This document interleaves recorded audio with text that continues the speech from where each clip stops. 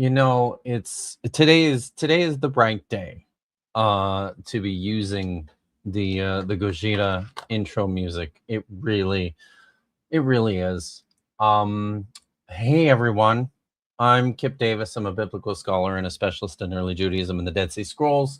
It's Friday the 19th of June today, and it's no, it's not. It's like 2:06 in the afternoon here on the West Coast. And yeah, I'm several minutes late. And you know what? I don't feel bad about that. Like, not at all today. It's just today is too good a day to feel any kind of remorse or guilt about being a few minutes late. So yeah. Welcome to my show. I am joined by my my good friend and my co-host as always, Vishanti.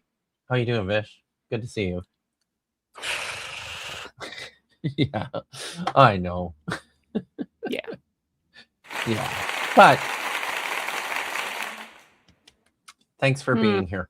Because I don't know if I have we're an audio buddies. clip in here that would accurately reflect. Accurately convey. No, wait. I think maybe I do. Oh, it's right here. Okay. Help when life gives you lemons.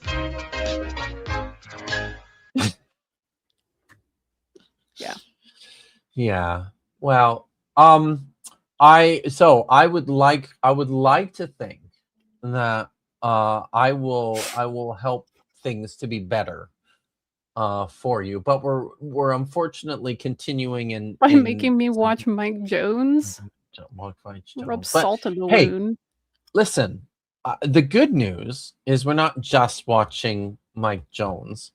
We're watching Mike Jones say stupid shit so that we can actually look at real scholars and what they're actually saying, and also some other videos today too. So I think good videos. I promise. Mike Jones's video is bad, but I think we can do something to help cleanse that palate. Yeah, that's what's happening today. Shriek Clam Tad for $2 says that he is uninspired. Yeah. As you should be, by Michael Jones. But I am ever hopeful that that there are things we can do to inspire even you, Tad. It is it's a titanic chore, but I feel like I'm up to it. I really do today. So there's some people here though, which is nice. It's good to see. Kyle was on time today, and that's unfortunate because I wasn't.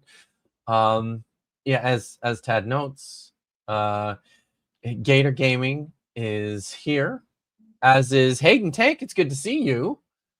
From the Bible Lore podcast. Everybody should go and subscribe. It's really good. I've been on it a couple times. I hope to get an invitation to come back someday. Ed the Rabid Atheist is here. Very accurate thumbnail when it comes to Mike Jones. Man seems to think if he speaks on a subject long enough in a certain way, it becomes true. That's one way to look at it. Yeah. Budding Hebraeus Noise Ending is here. Good to see you. Amber Lynn, Mother of Dragons. Oh, is this what this is? Yeah.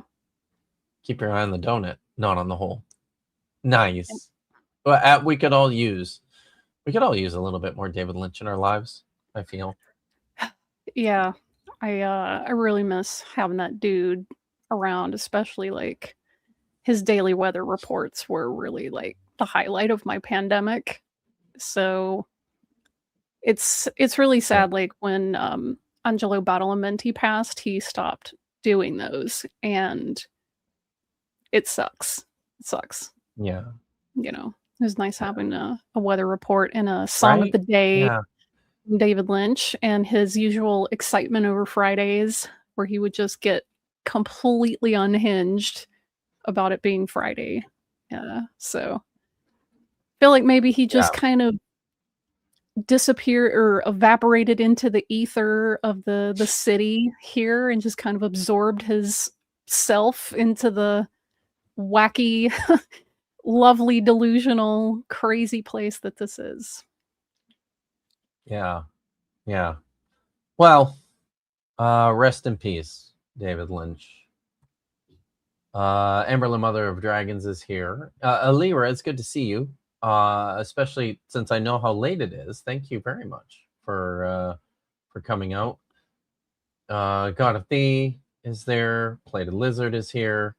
Oh, look, Tacos from Mega Bloodbath Debates is here, guys. Go subscribe to Breakfast Tacos, because he does some good stuff over there in the debate bro space.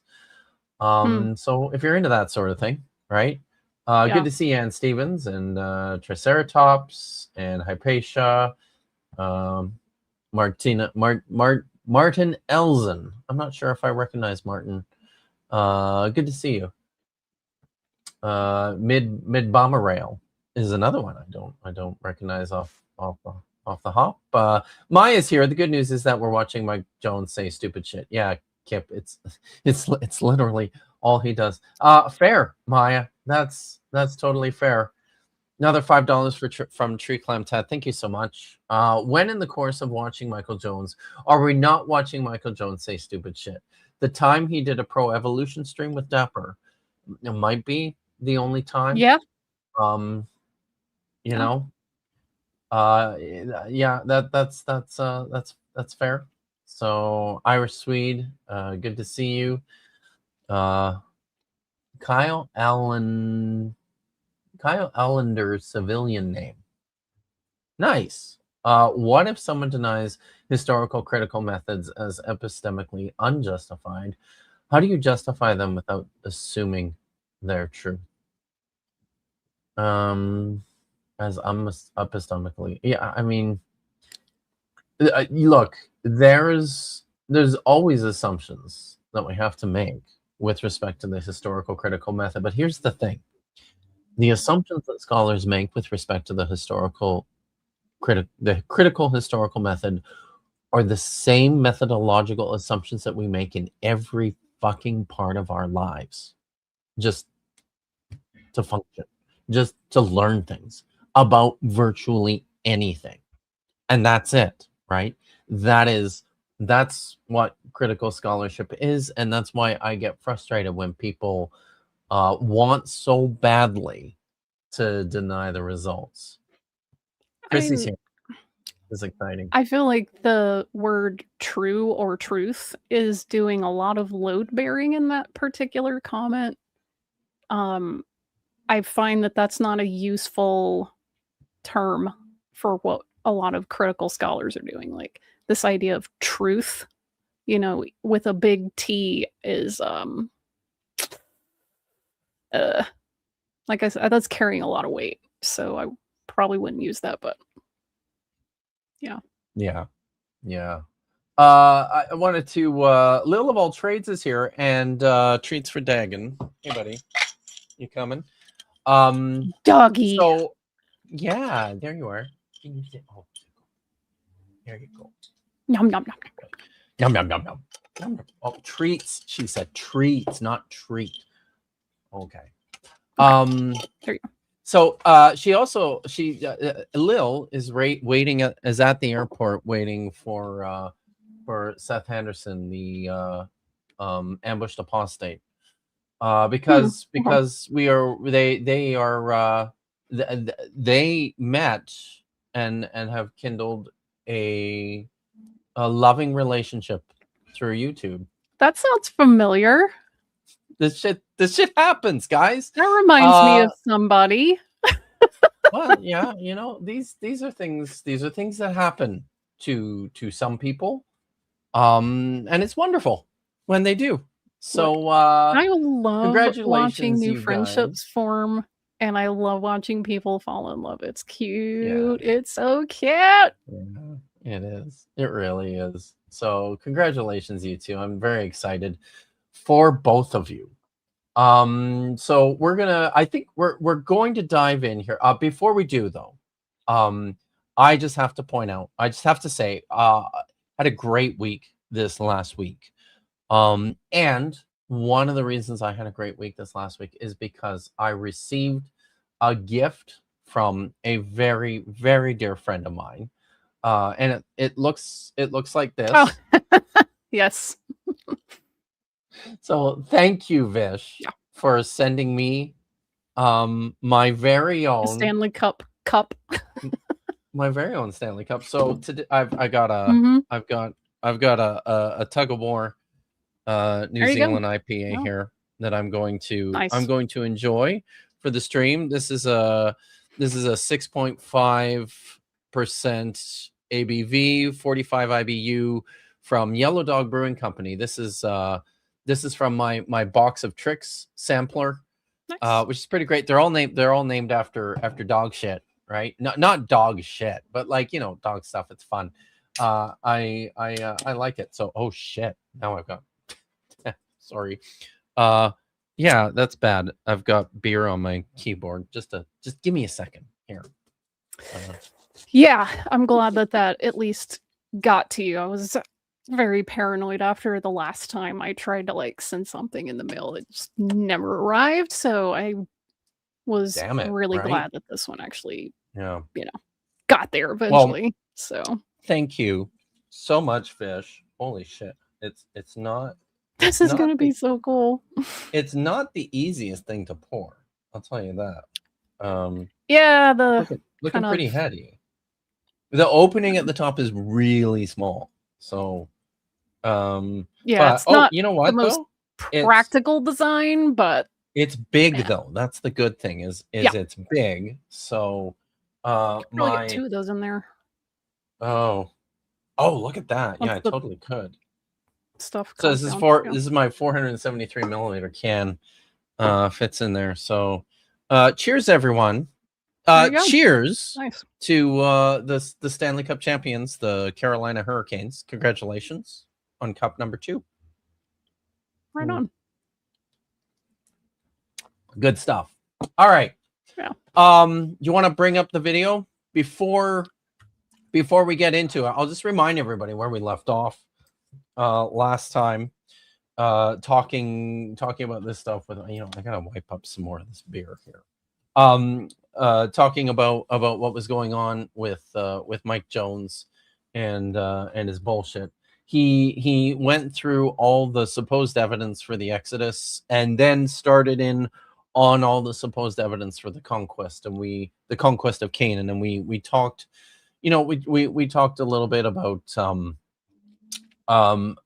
migrations, and we talked a little bit about the city of Jericho. Talked quite a bit actually about the city of Jericho. We talked about the Ark of the Covenant, and we finished up talking about the city of Ai. And today we're going to continue with another famous city from the region, Chatzor, which was the largest city in the entire region of Canaan. A huge city, and an important city that's been extensively excavated. So we're going to talk about that before we get into that. Oh yes, and then we're going to spend a lot of time saying, oh my god, thank you so much, Alira, for the generous gift of 10 Kip Davis memberships. So now that y'all have the memberships, you can use the Mud Kip Davis emoji. And the Diablo Critic emoji. And the Apologia Kip emoji. There are 3. So Tree Clam Tad will be joining me in a bit. I hope Tree Clam Tad that you will be able to put your beer in your Stanley Cup mug. My hope is actually that you are an active member of the Carolina Hurricanes and are going to be drinking your beer from the actual Stanley Cup as you watch my stream. So don't let me down. These are now my expectations. So I should make you some channel emojis, because I know you have like a certain amount of slots, per. There are so many things that I need to do that I just have not got around to doing yet, and it's because I'm well, maybe kind of lazy about a bunch of things, and also I'm just right now I'm trying to move house and sort of get started on a new chapter in my life, and it's a lot. So, but I very much appreciate everyone's patience with me. I mean, these memberships are extremely. I mean, they mean just that much more to me, just because people do this because they believe in the work that we're doing, Vish. They believe in the channel. It's not because they're getting much of anything beyond what we're doing here on these streams, and thank you very much for another generous donation. Grievous, something like grievance. That works.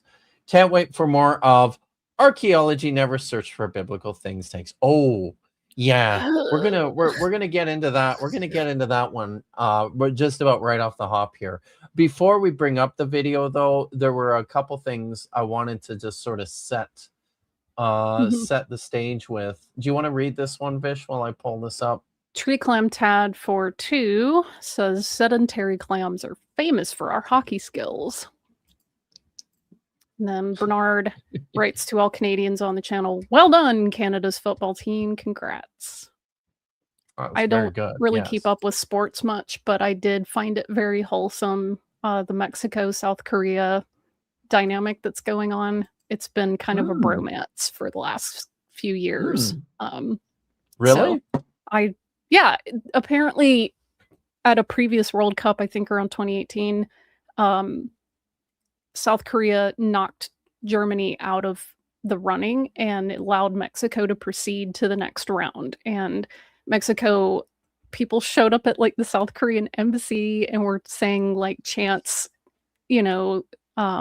like, hey, Koreans, you're our brothers, you're already Mexican. And they were just really excited about it. And ever since then, it's been this really wholesome kind of like friendship between the two fan groups. And they played yesterday and it felt kind of like interesting to have a vibe where it was like, we just want everyone to have fun. Like, yeah, they wanted to win, but it was like everybody partying together, and especially here in LA, and it's a big Mexico like town, but people even in K-Town watching the game were having a blast, and people just getting along. And I feel like that kind of camaraderie is probably what is intended to be happening with the World Cup. So yeah, it's so very wholesome if you see the videos and stuff online.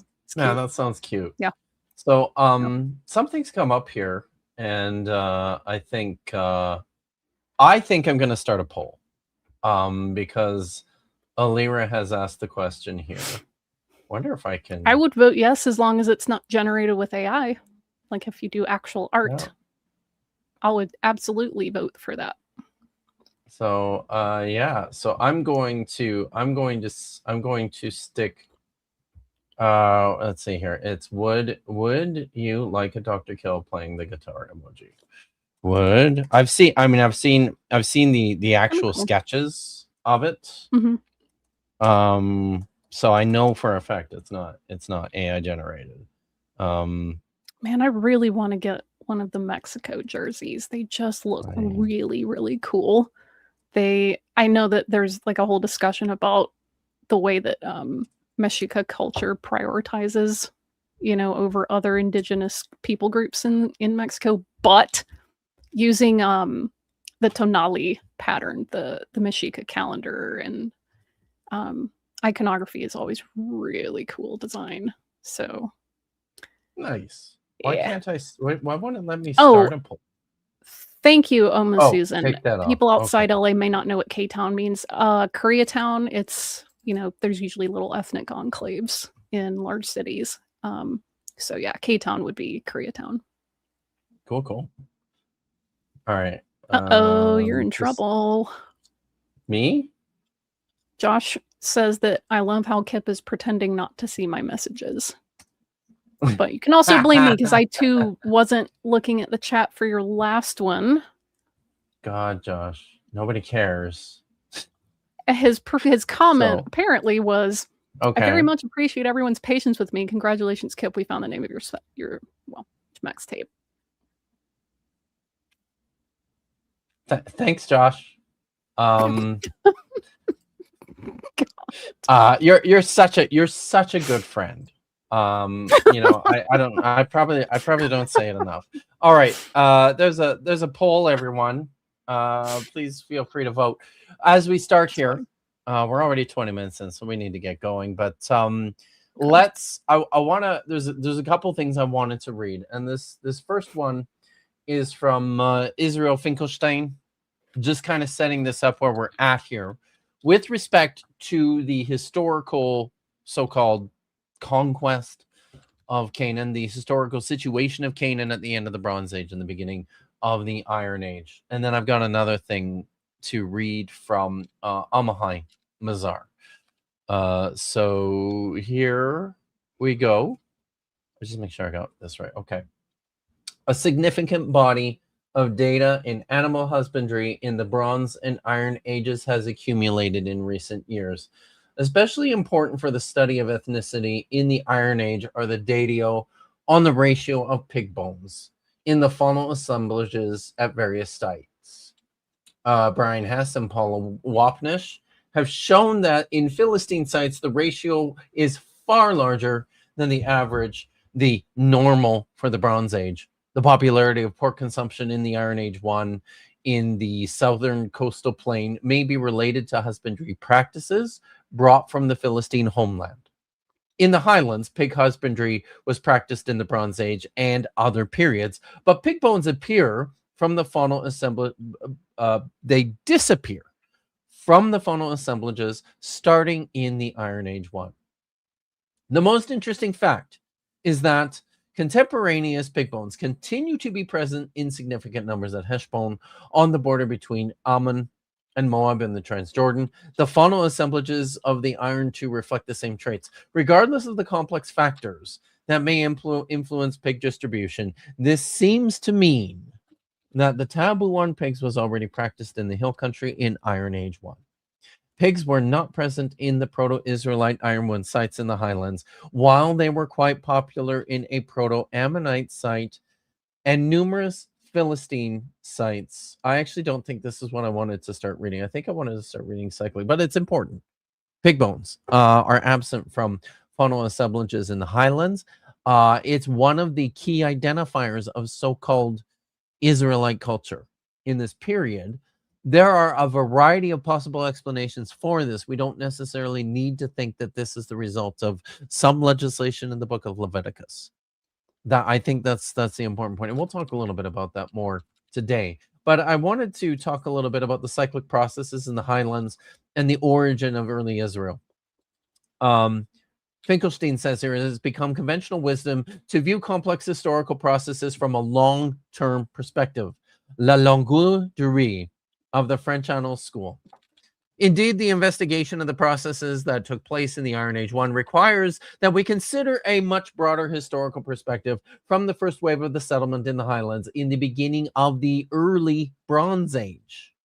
That is, the second half of the 4th millennium BCE, to the outcome of the Iron 1 transformation, the rise of the territorial states in the early 1st millennium BCE. Importantly, people will recall from last time something that I mentioned, something that the archaeologists continue to point to, is that it's not just Israel that is emerging from the Canaanite cultural milieu at the end of the Bronze Age and the beginning of the Iron Age. It is also Edom. It is also Moab. It is also Ammon. It is also Aram. It is the fact that groups of people, not just Israelites, are starting to organize themselves together into these small kingdoms. That's a crucially important point, one that continues to be ignored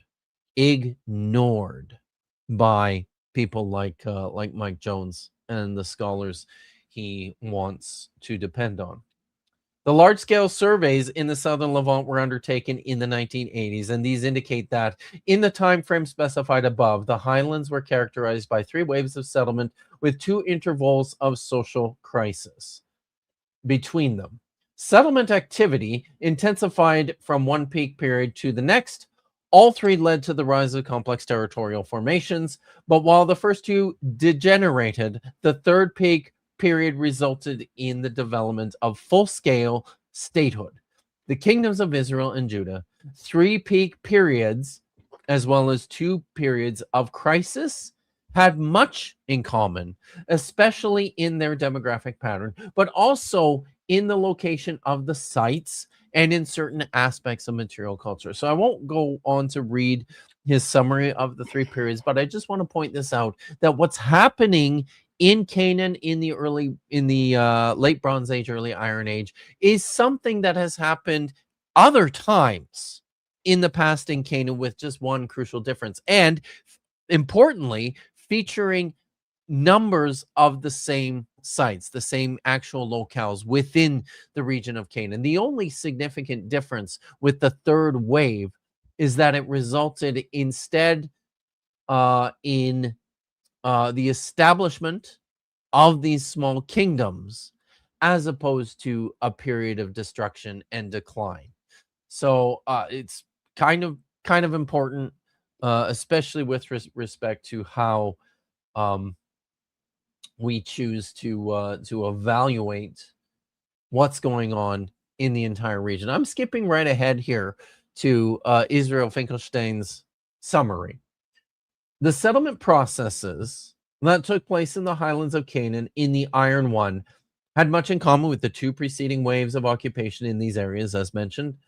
These analogies reinforce the hypothesis that much from the Iron One settlement activity was part of a long-term cyclic mechanism of alternating processes of sedentarization and nomadization of indigenous groups in response to changing political, economic, and social circumstances. Translating these words into simple language, one can say that the early Israelites were, in fact, Canaanites. The outcome of the Iron One settlement activity, the emergence of the Israelite and Judahite territorial states, resembles in some features the formation in the hill country of large territorial polities during the Middle and Late Bronze Ages, and possibly the Early Bronze Age. But the rise of the northern kingdom of Israel, which managed to expand from the highlands to the lowlands and form a true territorial state, marks a new phenomenon, a revolution in the social history of Canaan hyphen Israel. Actually, that's a dash. In other words, no, that's a hyphen. Sorry. In other words, the genuinely exceptional event in the highlands of Palestine was not the Israelite settlement of the biblical traditions, but the historical emergence of the Israelite state around 900 BCE in the northern highlands. The literary depiction of the rise of early Israel as a singular event in the annals of the region appeared only centuries after the Iron One.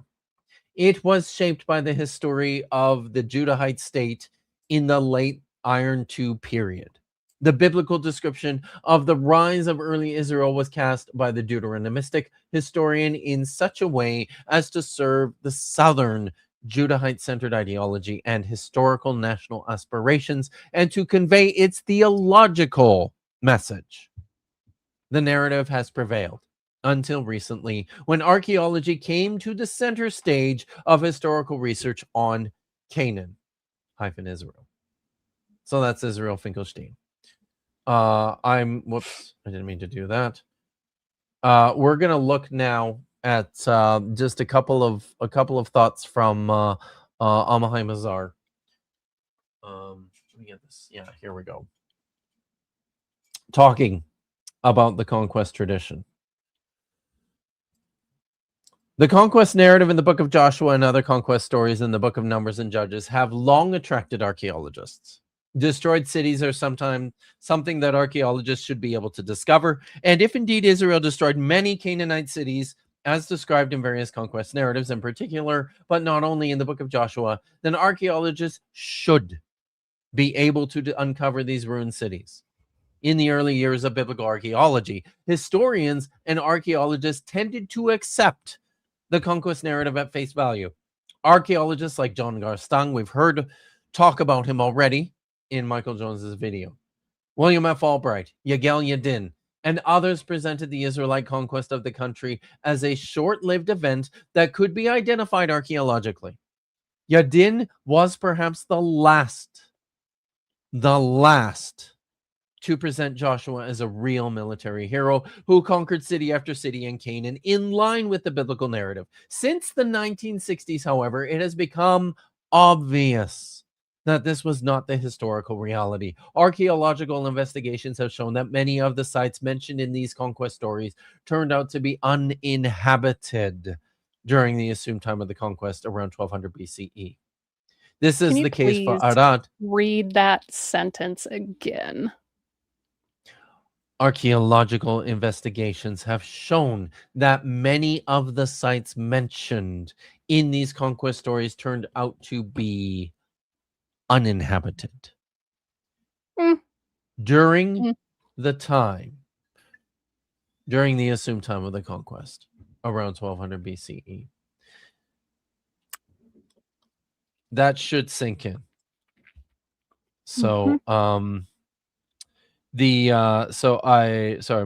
just trying to silence my phone here.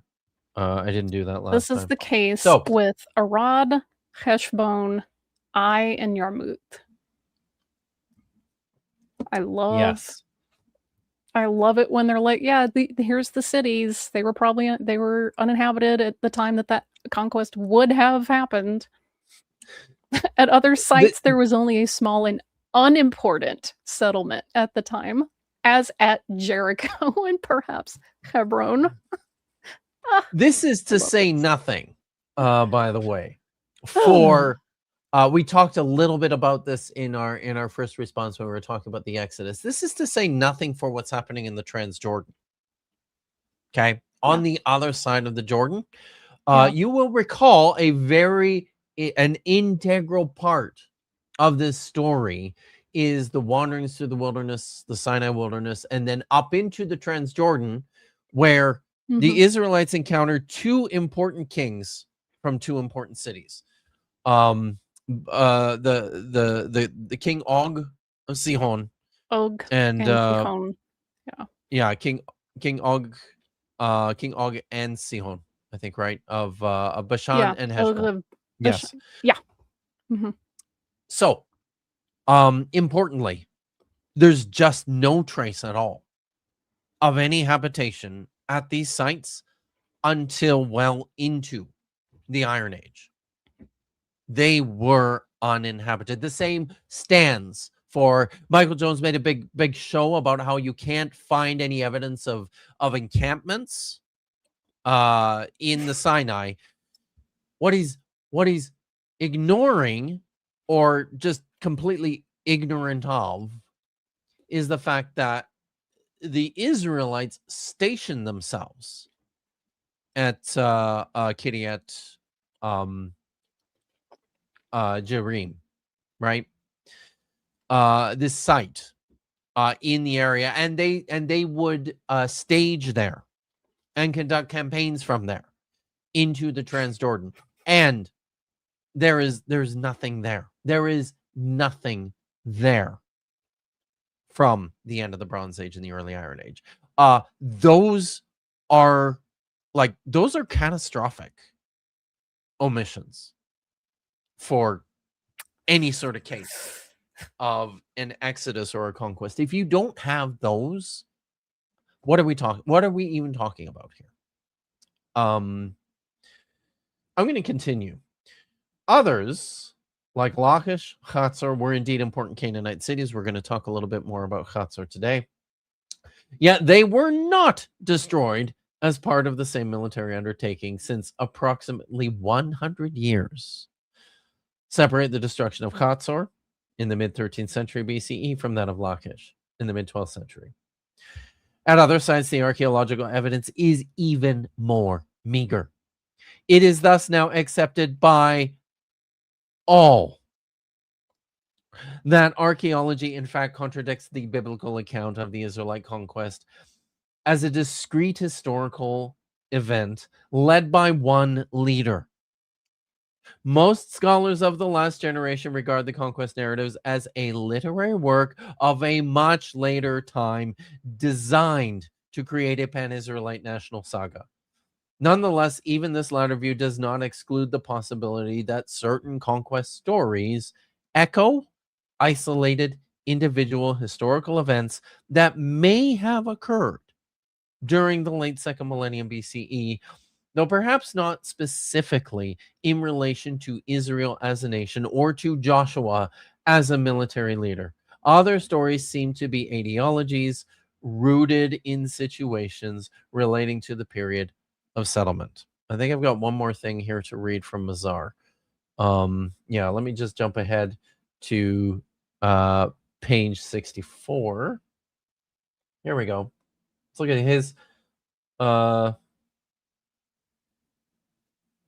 his concluding thoughts here. Oh, here we go.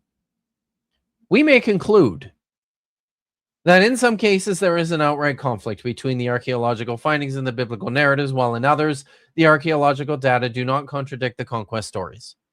Guess which ones Michael wants to draw your attention to? The second half of that sentence. Guess which ones I'm ignoring? Yeah. This is all fine. I'm dealing with the accumulation of all the data because that's what scholars do. We talk about places like Hatzor. We talk about places like Jericho. We talk about places like Bethel, which appear to provide a veneer of correspondence to what's occurring in the biblical narrative. We talk about these places because you can't avoid them. They're there in the record. Can you account for them? Can you account for them in the company of the accumulation of all the data? Your models have to account for all the data. And what's more, and I'm going to draw attention back to this again today at a few points, a simple model is not the best model when it comes to history. Do you know why? Because history is a fucking mess. Nothing is neat and tidy when it comes to history. There are dozens of independent threads that contribute to the outcome of events. And that's why a single conquest story can never fit what we have represented in the archaeological record, what we have represented in the textual record, what we have represented in the third-party sources for the region. Because this shit is complex. This shit takes into consideration like numerous factors and features, ebbs and flows of history. This is what the longue durée is. The long progression, the long march of history is the recognition that you're not just dealing with a people group exerting their will on a region. There's economics involved. There's climate involved. There's regimes involved. There's social shifts involved. There's any number of things that occur which affect what's happening in any place at any time. A simple explanation will never work in history. That's part of why history is so hard. And that's part of why Mike Jones is never going to get this, because He is not adequately trained to do so. But that's probably enough of this. We can bring up the video. Just a few comments. How do you account for the tiny little civilization known as Amarna period Egypt? I don't understand the question, honestly. I think they're joking around. They're trying to make a data. Oh, okay. All right. Got it. That's yeah, why yeah. I took it. Yeah. Got it. Lieutenant Matt the Navigator for 10. Maybe Joshua was another name for Judas Maccabeus. This is just as reasonable an explanation as Mike Jones's usual apologetics and only requires a minor bit of time travel. Not something that I subscribe to, but I agree, Lieutenant Matt the Navigator, that this is absolutely no more ridiculous. This is actually probably a little bit more sensible than woodenly, irrationally holding on to this conquest model that just cannot account for everything that's going on in the region at the time of the end of the Bronze Age and the beginning of the Iron Age. I mean, as we all know from spirit science, who's very reliable on history and very accurate, that Jews are capable of time travel and were from the future on Mars. So, yeah. Tree Clam Tad for 5. I don't really think that Shaka was there when the walls fell.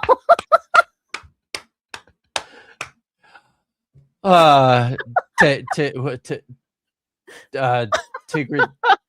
What's the first guy? And Jalar when the wall. Is it Tigrid? Tanakh and Jalad at Tanagra. Tanakh and Jalad at Tanagra when the walls fell. Thank you. Or Darmok and Jalad at Tanagra or something. God, it's been forever since I watched that. Sorry, yeah. That's a great episode. Jesus. That is a good episode. It's very weird. Why bother? Lieutenant Why Matt the bother Navigator. with data? Yeah. Why bother with data? You just say shit. So, Darmok and Jalad. Thank you. Yeah. Darmok and Jalad at Tanagra.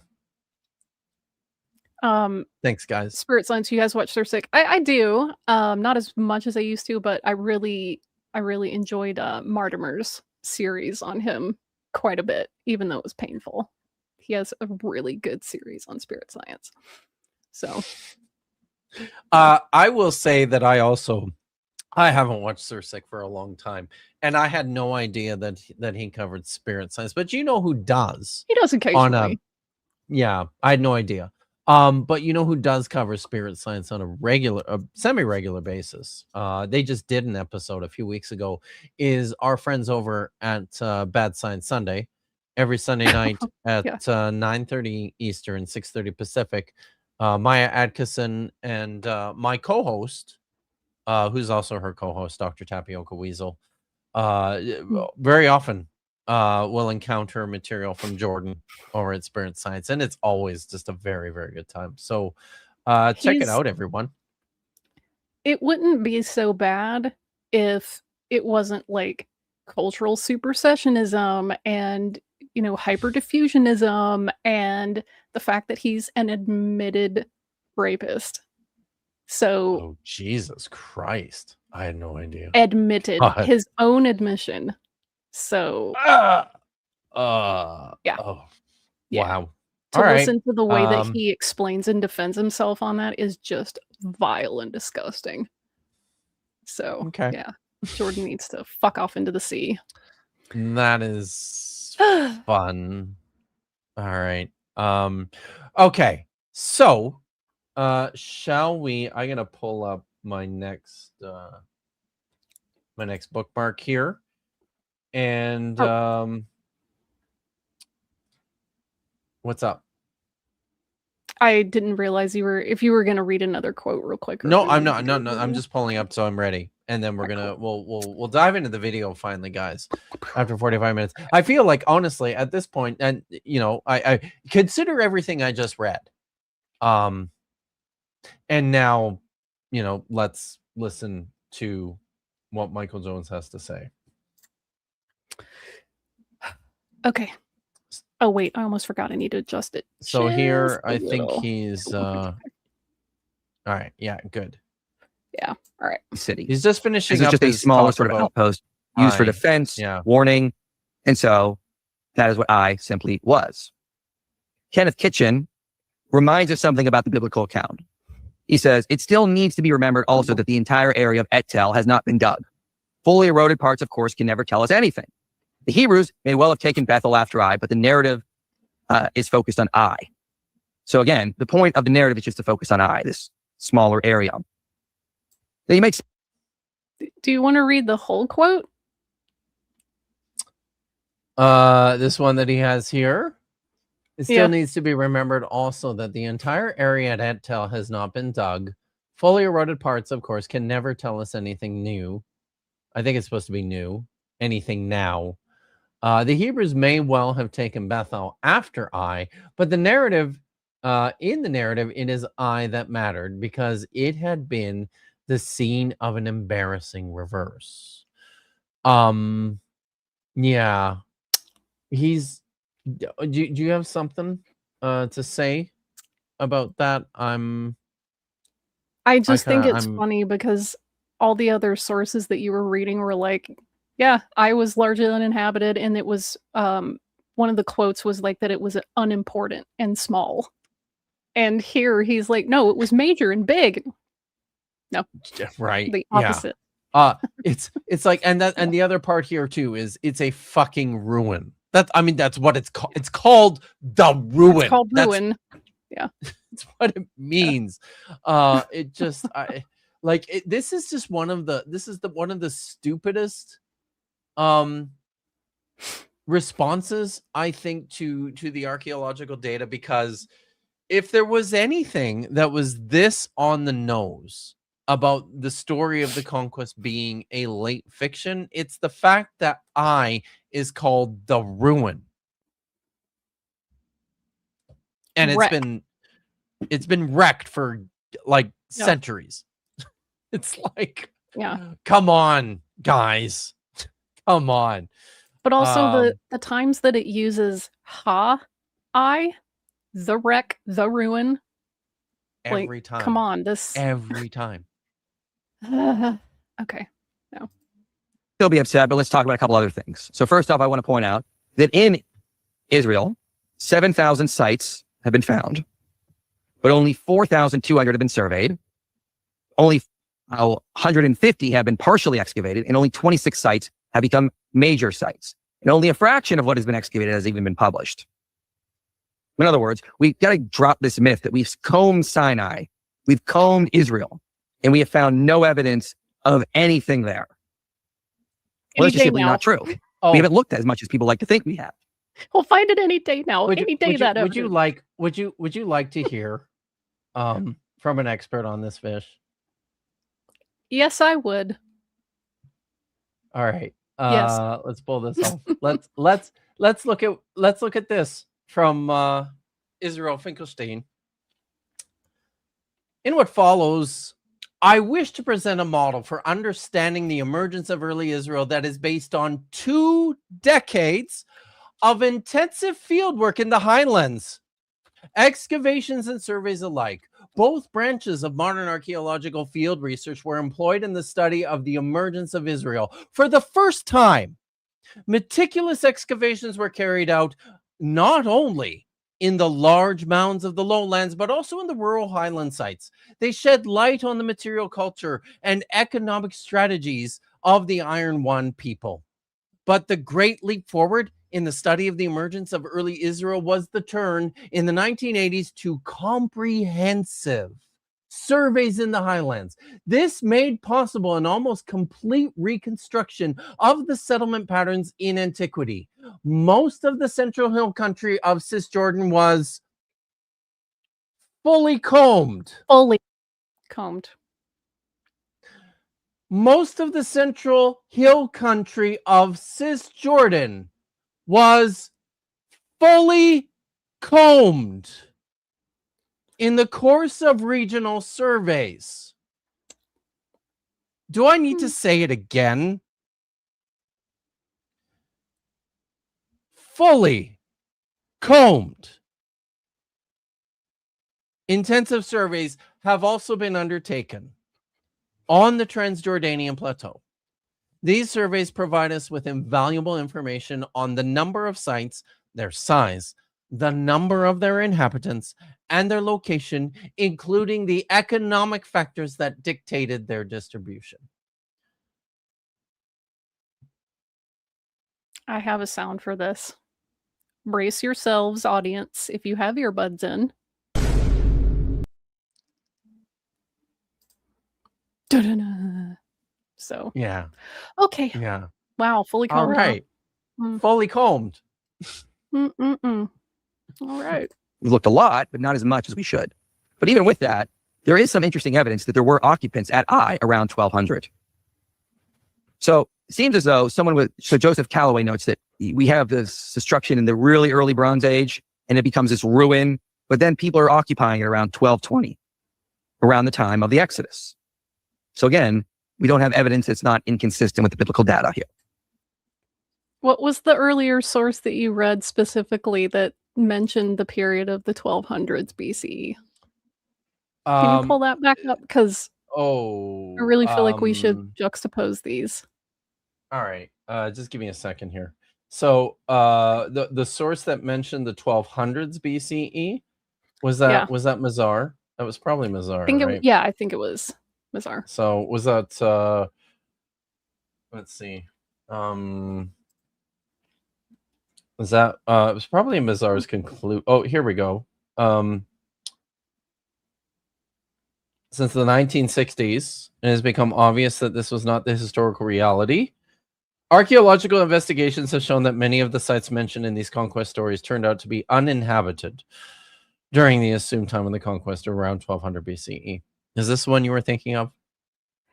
This is the case with Arad, Heshbon, I, and Yarmouk. Yes. So let me just pull that back up because I rewound. Let's go to the tape. Okay. So again, we don't have evidence that's not inconsistent with the biblical data here. Sorry. But you kind of do. You kind of do. And it becomes this ruin, but then people are occupying it around 1220, around the time of the Exodus. Just completely contradicted. completely contradicts it. Yes. It's wild. Yeah, I mean there's so many Trojan sources in this video, and so much like just outright inaccurate, dishonest bullshit. It's hard.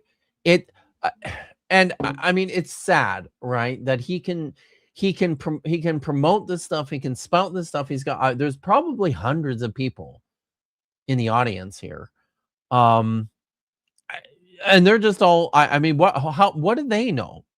How do they know to fact check Mike on all this stuff? Where do they even go? With the information that they have at hand. This is what's so frustrating about when people lie about what scholars are doing, about what scholars say, because it's like doing this stuff is not straightforward and easy. It takes years of training just to figure out how to navigate the secondary literature. Like it's not just anybody can sit down and figure out where to go even to get the information that they need. So yeah. There we go. Not to nitpick, but I prefer consistent with over not inconsistent with when it comes to evidence. Yeah, I mean, and this is the thing, Mike is trying to say, oh, maybe we don't have great evidence, but we don't have anything that directly contradicts it. And we're totally going to find the excavation layer, guys. We're going to find it any day now. Eventually. Well, we just keep digging, right? Just keep digging. It's cope. It's cope. Yeah. And eventually, when you dig down far enough, you just have to do like what Homer suggests and dig up, stupid. So dig up. Yeah. So again, we don't have evidence that's not inconsistent with the biblical data here. Now, after it says they built an altar on Mount Ebal. And for years, scholars assured us there was no evidence of Joshua's altar. Mm-hmm. Until somebody decided to go look. And he found an altar. Right where it should be, right there on Mount Ebal, right there. And then immediately the Right where it should okay, be. you found an altar. One, is it from the time period? Two, is it from that Yes. culture? Three, Yes. does that mean Joshua built it? No. Something he said though. Can you just back it up like 10 seconds? Because I want Oh, yeah. to hear him repeat it. But that's all very good, important information. Yes, you're right, Bish. Until somebody decided to go look. And he found an altar. Right where it should be, right there on Mount Ebal, right there. Right where it Right should be. where it should be. Right where it should be. Right there is what Michael says. Keep that in mind, everyone. Oh, stop it, Simone. You're wrecking my Spoiler alert. Stop it. Stop it with the spoilers. Okay? Drop that, please, Vish. Right where it should be. You're not cooperating, Simone. So yeah, let's finish. Let's let him hear. Okay. Let's hear what he has to say about Mount Ebal, and then we'll play a couple of other videos too, okay, which is fun. And then immediately the historians were like, well, that had to be some sort of like tower or outpost or something, right? Mm-hmm. Well, the archaeologists who went there said, beyond question, our site is a cultic center. The more than 50 installations containing either animal bones or ashes or pottery vessels seem irrefutable evidence of the cultic nature of the site. And today, now, after a couple decades of debating about this, Anne Killebrew says the consensus today tends to support the cultic interpretation of the early Iron One site, if not the biblical one. In other words, interesting. People are now in agreement that what we're looking at here is Joshua's altar, or at least it aligns really well with it. Okay. So when do they date this altar being built? That's, again, if you find the remains of Jericho, that does not prove the biblical story true.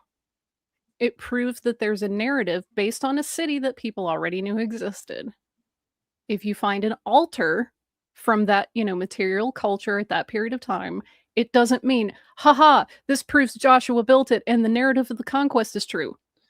It means people were already building altars on that mountain during this time period. That's all it means. Conclusively determine from that. You can't keep stretching. So that's all it means. Yeah. Look, go back, and we're gonna look at what Ann Killebrew says here. But even in his quotation here, the consensus today tends to support the cultic interpretation of this early Iron One site. And then she provides a qualification here, if not the biblical one. Do you think Michael knows how to read? Because she didn't say this supports the biblical interpretation of the site. Mm-hmm. She says maybe it doesn't. She's like, it probably doesn't, but at least it's a cultic site. It's a cultic site. Everybody agrees it's a cultic site, but you know what? Maybe not so much the biblical interpretation. Does Michael understand this? Does he understand that she's saying not the biblical one? English, some relevant right? comments. Lieutenant Matt the Navigator for 5. An altar on a mountain in a region that venerated high places for centuries. Fork found in kitchen. Thank you. Greaves, also ignoring the spoiler for a second. How can you tell that later writers didn't just know about a pre-existing altar? Let's How do make we know a that story. Paul Bunyan didn't dig out the Grand Canyon? I mean, but also, the Grand Canyon's right there. Yeah, let's make a story about it. Stories are fun. Yeah. Everybody loves stories. Right. Right. Okay, make sure I catch up on these real quick. Stupid. Tim Matt the Navigator for 5. They combed the desert highlands and they ain't found shit. Love my movie. Thank you. Weirdo Rock High Rock 7. Late because of transporting a Torah. Very sweaty business. Yeah, those are Oh my goodness. quite hefty. Wow. Very heavy.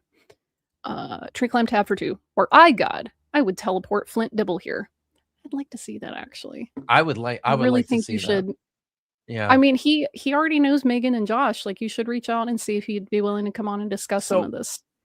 'Cause he's an archaeologist. That's what he does. Yeah. So I'll let everyone know that I've been working on doing a show on Gobekli Tepe. That's what it's called, right? Gobekli Tepe. Yeah. And I reached out to a friend who is an archaeologist to have him on to talk about it. But he's going digging here. I think he might have left already, actually. Oh, for doing for actual work. Look at that.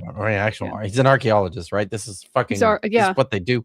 So but he said to me, he said, hey, why don't he says let me reach out to Flint Dibble and see if he would be interested in like I did. I asked Flint on one of his live streams. I was like, hey, do you know about Digital Hammurabi? And he was like, oh yeah, I know Megan and Josh. So it's right there. So yeah, I think it's probably going to happen. Don't know when yet, but I'm excited about that possibility. Yeah, this is referring to cribbing Grant Hancock. So dumb. I hate that guy.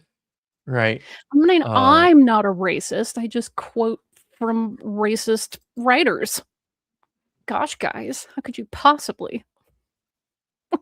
Yeah. All right. I want to read. Yeah.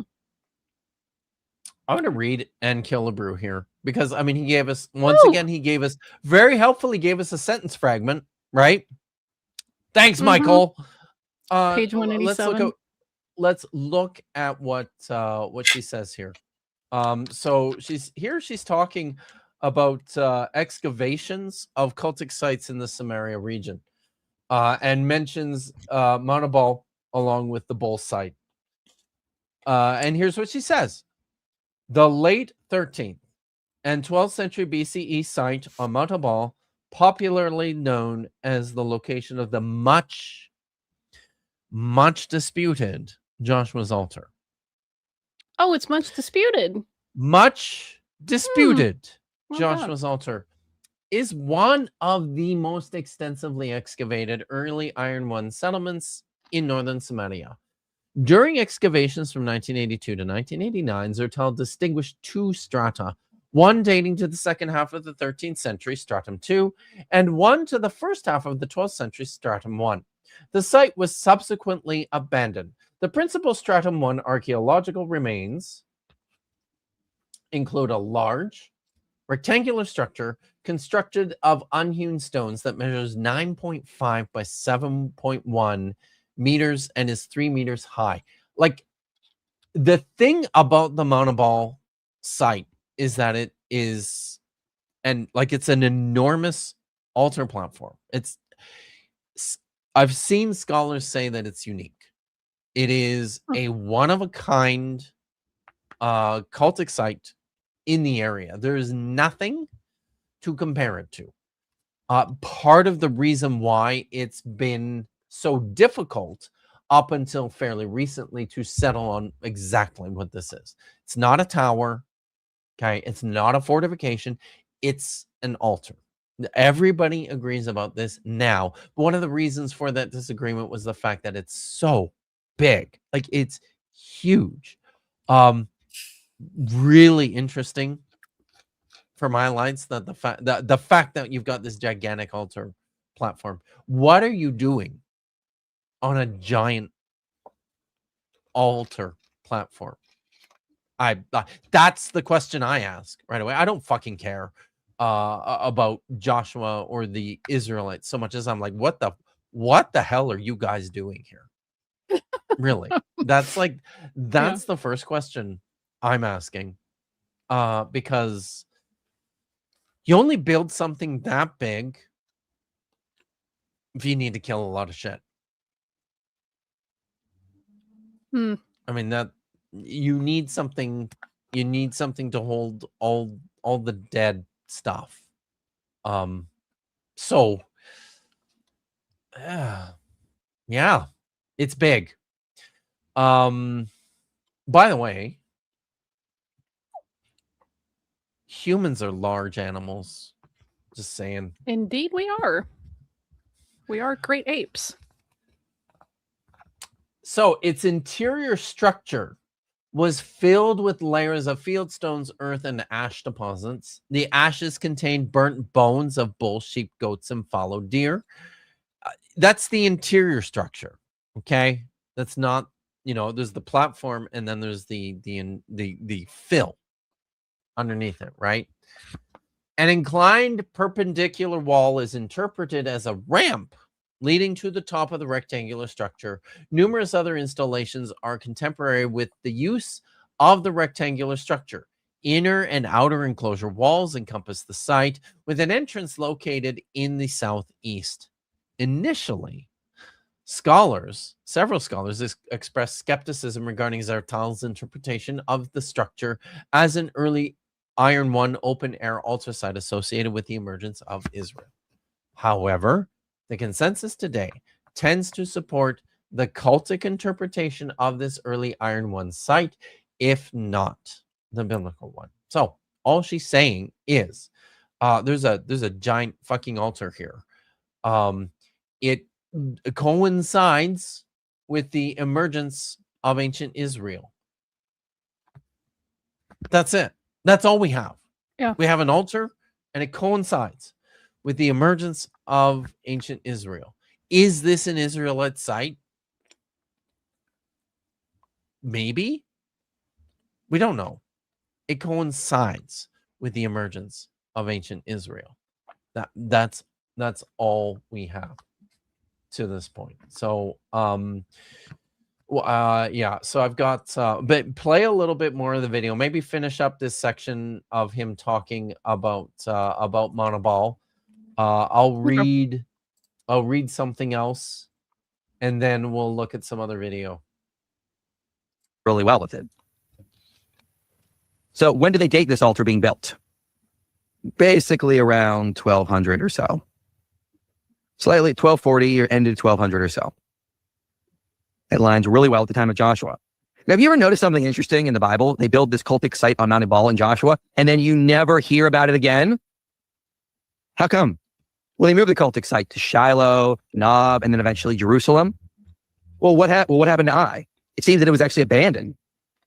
That would align with the biblical record. They stopped using it, right? They used other sites for the Ark of the Temple and for sacrifice. It was really only in use during the time of Joshua and shortly after. Well, this is what we see in the biblical data here as well.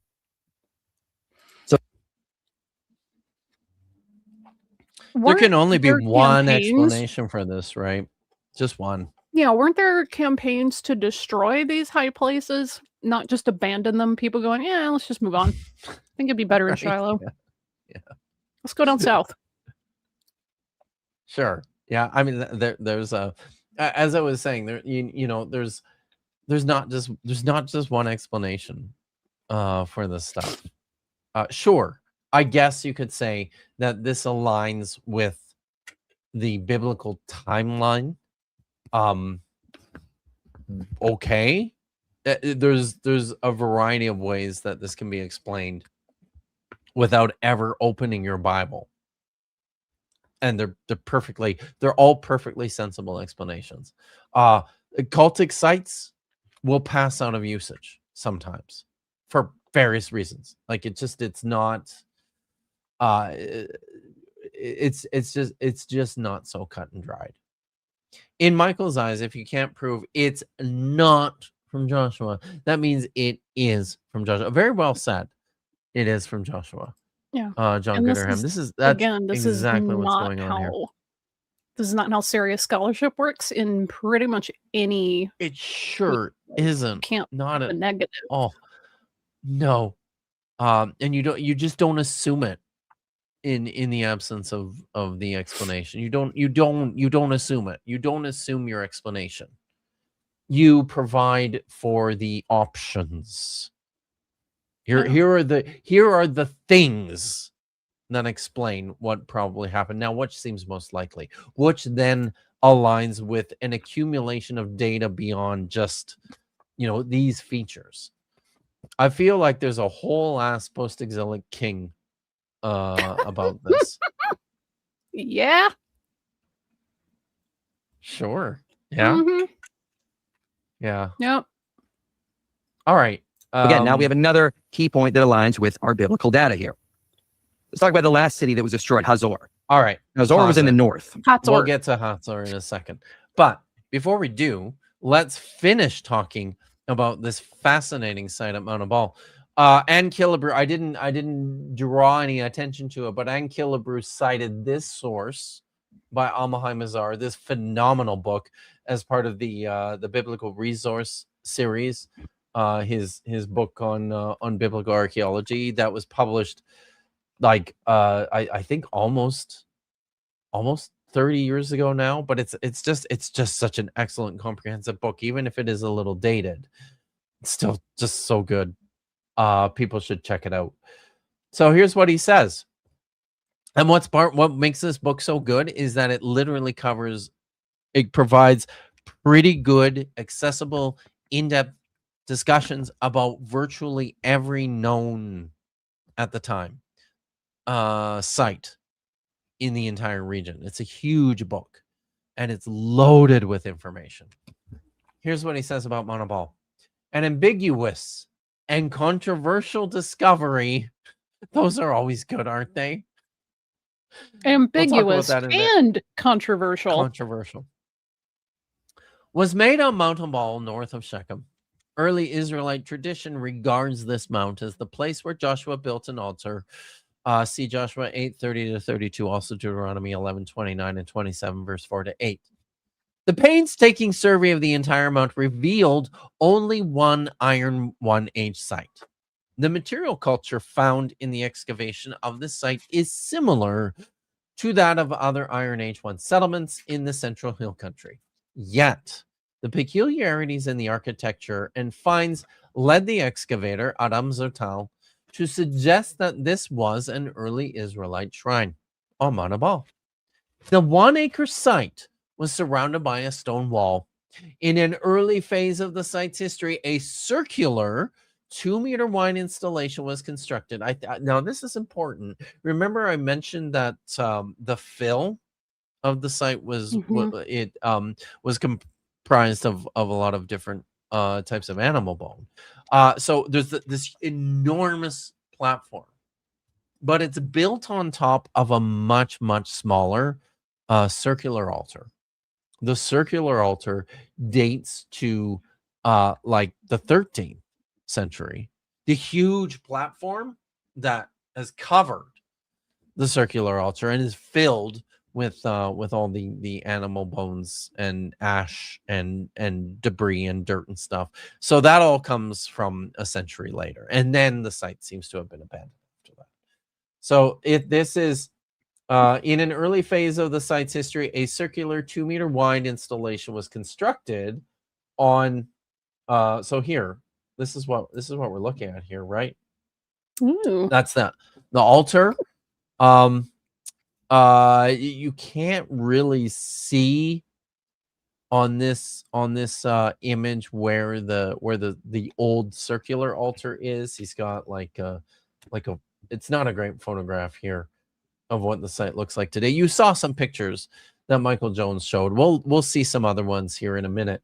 It's a remarkable site. So the circular altar is buried there at the highest point.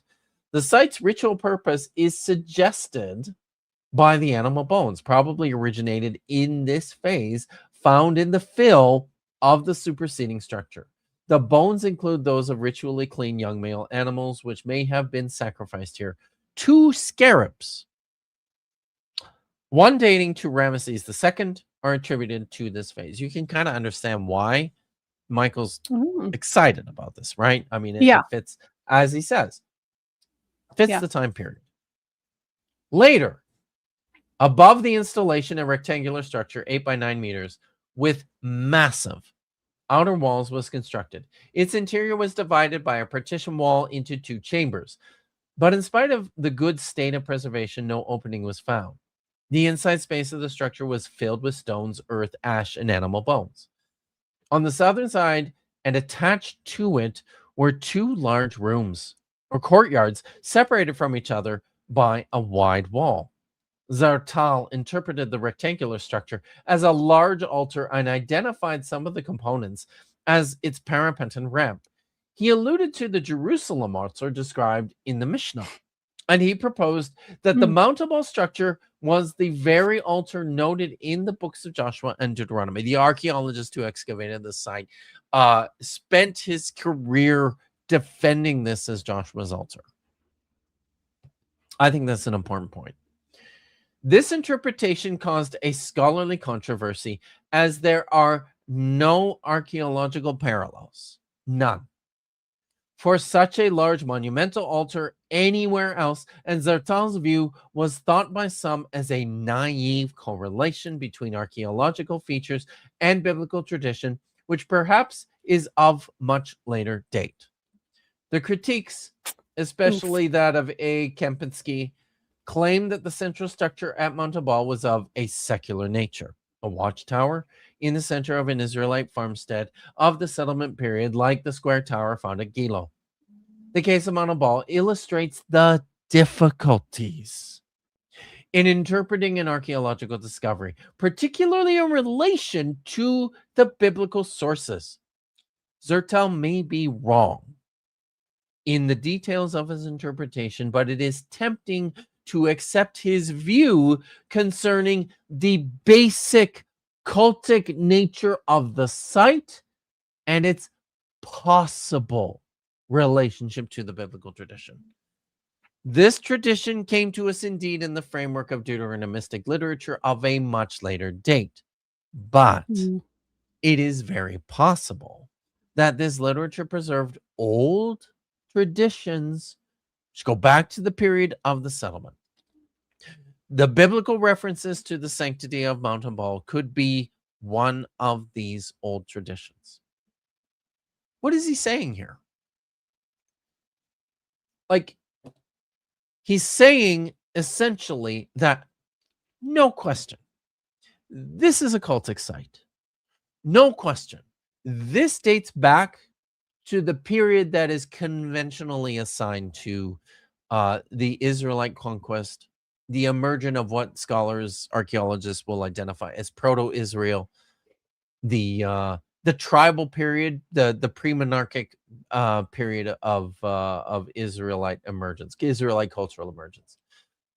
But Joshua, conquest, I don't know about that. more likely altar. And then, you know, these stories develop. People like to tell stories. We do. Humans do love storytelling. While you're getting your next comment up here, cuneiform guy notes the priesthood of El moved from peak to peak in Canaan. It wasn't a temple cult. And I think that's also one of the reasons that in, you know, the priestly literature and the later like Deuteronomistic source, you have such an emphasis on temple, Jerusalem, centralize. Why would you need to have that strong of a push unless people were moving around, unless there were multiple ritual sites? So you see this conflict between the Judahite, you know, priestly system and its centralization in Jerusalem and like the northern, you know, hill country where people were moving around from peak to peak, and you have a completely different like priestly lineage or lineages, and those are in conflict with each other. So it's so interesting that like what they tell you directly and then what they're not directly telling you, even though they're being very like, do it this way. It really tells you like where their priorities are and what they're culturally dealing with and what they're trying to like force the people to do. And it doesn't seem like it catches on, you know, it's like, oh no, this other king rebuilt all the high places. We got to go right back through and tell him not to. And it's like, that's what they want to do. That's probably what they were doing ever since they were considered part of like the larger Canaanite group. they're just like, well, why should we change? You're the one who sucks. Like, right? Yeah, you know? exactly. It's Yeah, that's no, tend to be how we are. excellent point, Canaan Form Guy and Vish. Thank you for Yeah. fleshing that out for us. My friend Hayden Tank says almost like people had traditions about the land they lived in and their neighbors. It's like, Yeah. holy shit. I mean, imagine a bunch of jerks coming back from Babylon, you know, and going, well, actually, we have the right way to do it, and you're all doing it wrong. You would be like, my brother, we never left. We're just doing it the way that we've always done it. That's it. We're just doing what we've always been doing. Simone says, and I mean, I think people look like, I'm sorry, people look like they got upset when I got after Simone for spoiling. No, he's just playing. He's just playing around. I'm just playing, guys. And we'll get there in a minute. But I love Simone. She knows how much I love her. Even the holiness material doesn't presuppose cultic centralization, and that's generally regarded to be pretty late. The curses affirm multiple sanctuaries, as might the bit immediately before that. Yeah, exactly. Oh yeah, in my opinion, that implies that P itself doesn't presuppose centralization, as the idea that the people adding to P disagreed with P on that major right. point is a bit weird. It's a bit weird, right? A little weird. And this is part of it, right? Like they're just not. You remember all that stuff I said about complexity? Like you're just not thinking through all the nooks and crannies and the nuances of what's going on here. There's like once you kind of disabuse yourself of the notion that the narrative is telling you an accurate picture that's very linear and, you know, whatever, once you kind of like put that aside and you go, oh wait, yeah, they probably never really were a united kingdom. They probably never had like one single system that was like idealized and then it fractured and they went their separate ways. Like they probably didn't really get along very well. And you see conflict between the people who were able to stay in the land versus like the elites that were deported and came back later. And once you kind of start unpacking those dynamics, a lot of these narratives start making a lot more sense. You're like, oh, well, this is why there's stories of the patriarchs way back in the ancient times building an altar at Shiloh or Bethel or wherever that are places that are very definitively not Jerusalem. And they're not castigated for that. It's like, oh, it's okay because, you know, like a really important thing happened at this site that justifies him building an altar here, even though the bulk of the priestly commands are like, no, Jerusalem only. You can't build anywhere else. You have to explain why there's other sites going on, right? So yeah, look, so the thing about this is like no one is saying that these are stories that were created completely from whole cloth, right? Yeah, they are drawing. I mean, they're constructing stories that make sense to them, that are based on things that they have vague recollections of having happened in the distant past. Like it's just these things have to fit, right? So there's a lot going on here. Do you want to look at? We don't completely toss out cultural memory. Like no, we don't just God, go, no, lol, fake. Like no, there's little elements there that people remember, and those start to form parts of what later becomes, you know, the narratives that we're familiar with. They build on each other. So people wouldn't really have accepted it if there weren't any ties to their cultural memory. They'd be like, what? That's fake. That's dumb. We're not doing that. Yeah. But so anyway, there's just so I'm gonna few... okay. Let's talk about the Navigator for two. It's where they sacrifice for him. Nice. Because it's huge, right? Yeah, double dunking on Michael's. Oh my God, that would be incredible. Sadly, it's not. The video I have selected is not Michael Jones. It's a new guy that I found, and I'm hoping I actually can do some other stuff with the new guy. Or I mean, responding to the new guy, but it's coming. We'll see what happens. Thanks, Tricom. Thank wow. you, gave 5 And Kit Co for Davis 5 memberships, memberships. so y'all can put your Mud Kit Davis emojis in the chat if you like. And the Teddy, the Wonder Lizard for 5. Just wanted to say hi. Got here late and have to leave early. We'll watch the stream later. Have a great weekend. Bye, and Teddy the Wonder Lizard. Another Oh, holy 10 shit. Wow. memberships. Thank you. That is Lyra. very generous, Lyra. Very generous. You Y'all can spoil us. spam your relevant limited emojis. We have Lieutenant more Marvin than had to just give the 5. Mudkip emoji, guys. There's yes. 3. It's a weird coincidence that the right way to worship is the one the people writing the text practice. Exactly. Go figure. Well, how about that? Yeah. One more from Tree Clan Tad, I think, and then we'll I'll read this quote. Yeah. Good thing no one's ever built a fucking altar anywhere outside of Jerusalem. Excellent. All right. Yeah, definitely not at a place called Beth El. You know, geez, House of El. It's maybe a little bit off the nose there again. I don't know. Yeah. So this is another comment about the Mountain course site from about a decade or 15 years later, from Amahai Mazar. Lots of Amahai Mazar in the stuff we've been doing, but I mean he's just a fantastic resource. For those who don't know, Dr. Josh and I actually had the privilege to interview Amahai Mazar about the end of the Bronze Age and the beginning of the Iron Age in Canaan. I think it's over a year ago now, but I encourage you to go check it out. It was one of the highlights of my career, honestly. So yeah, it's a video in my catalog. Go watch it. It's delightful. So here, this is him speaking about 15 years ago. The religious practices of the hill country settlers are only meagerly attested. In the biblical tradition, Shiloh was the main religious center of the Israelites on the eve of the monarchy. It was the location of the tabernacle, and the biblical sources, in fact, seem to allude to a temple that stood there. Excavations at the site of Kiryat Seilun, the location of ancient Shiloh, have revealed a small town of the Iron Age one that was destroyed by a heavy conflagration, perhaps the one remembered in the biblical traditions, Jeremiah chapter 7, verse 12, chapter 26, verses 6 and 9.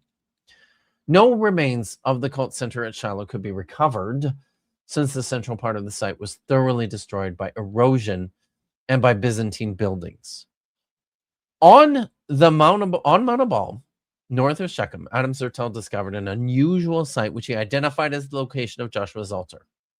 The 0.4 hectare site was surrounded by a stone wall. In its earliest occupation phase, dated to the late 13th century BCE, a circular installation was constructed on its highest point. Burnt animal bones, probably originating in this phase, were retrieved from the fill of a superseding structure.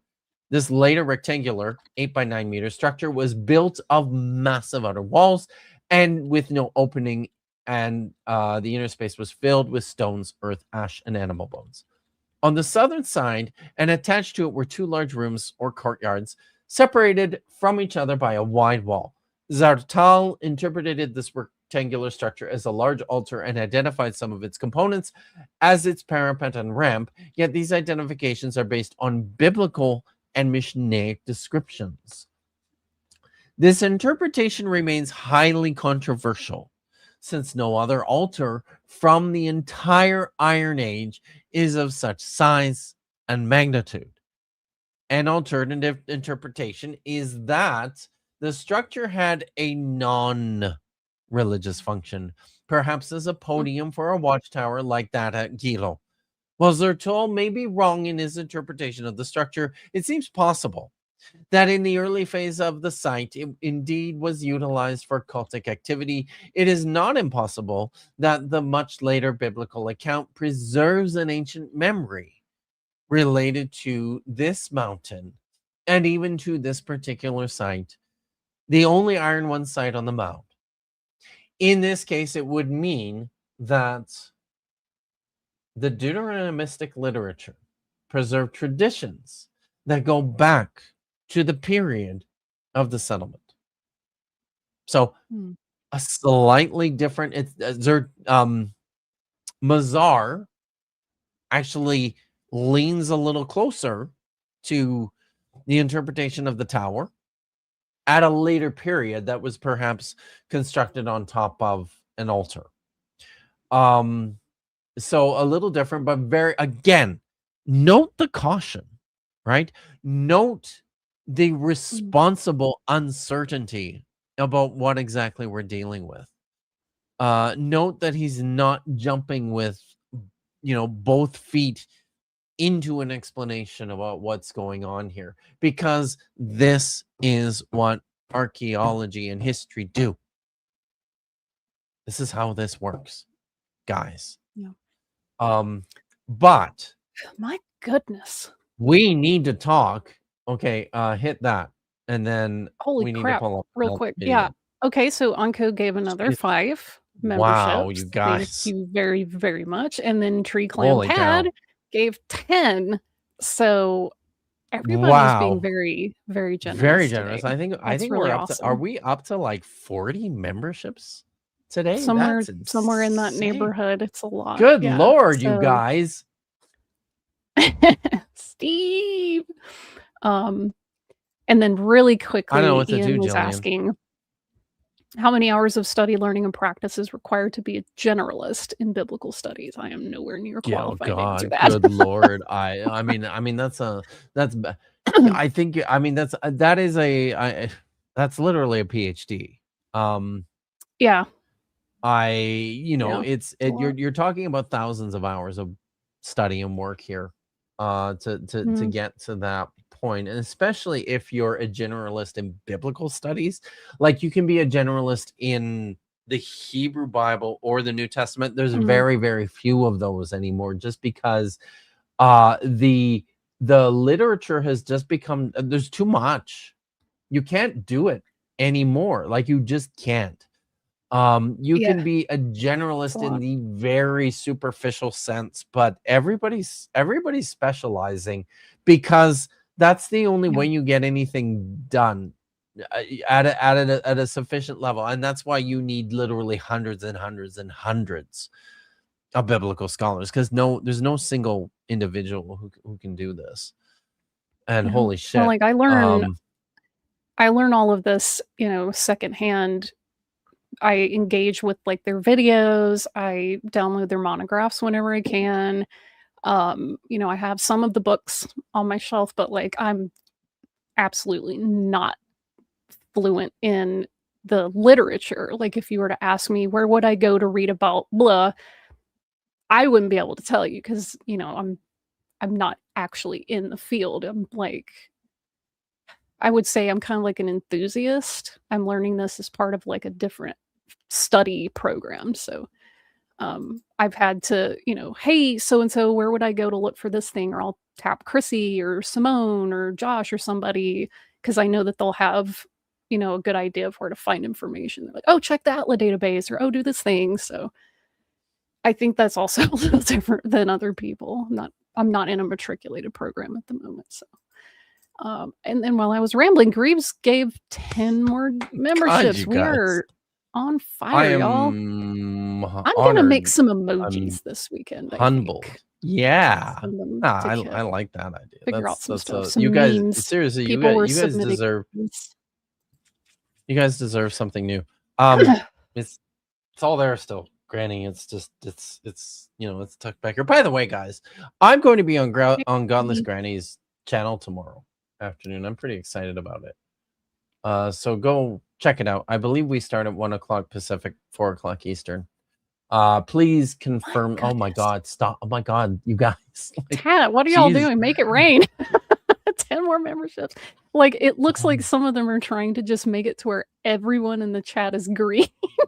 Well, I honestly think a lot of this is the fact that that poor Jillian just doesn't ever get picked. It's a running I don't know what to do, right? I just don't know what to do.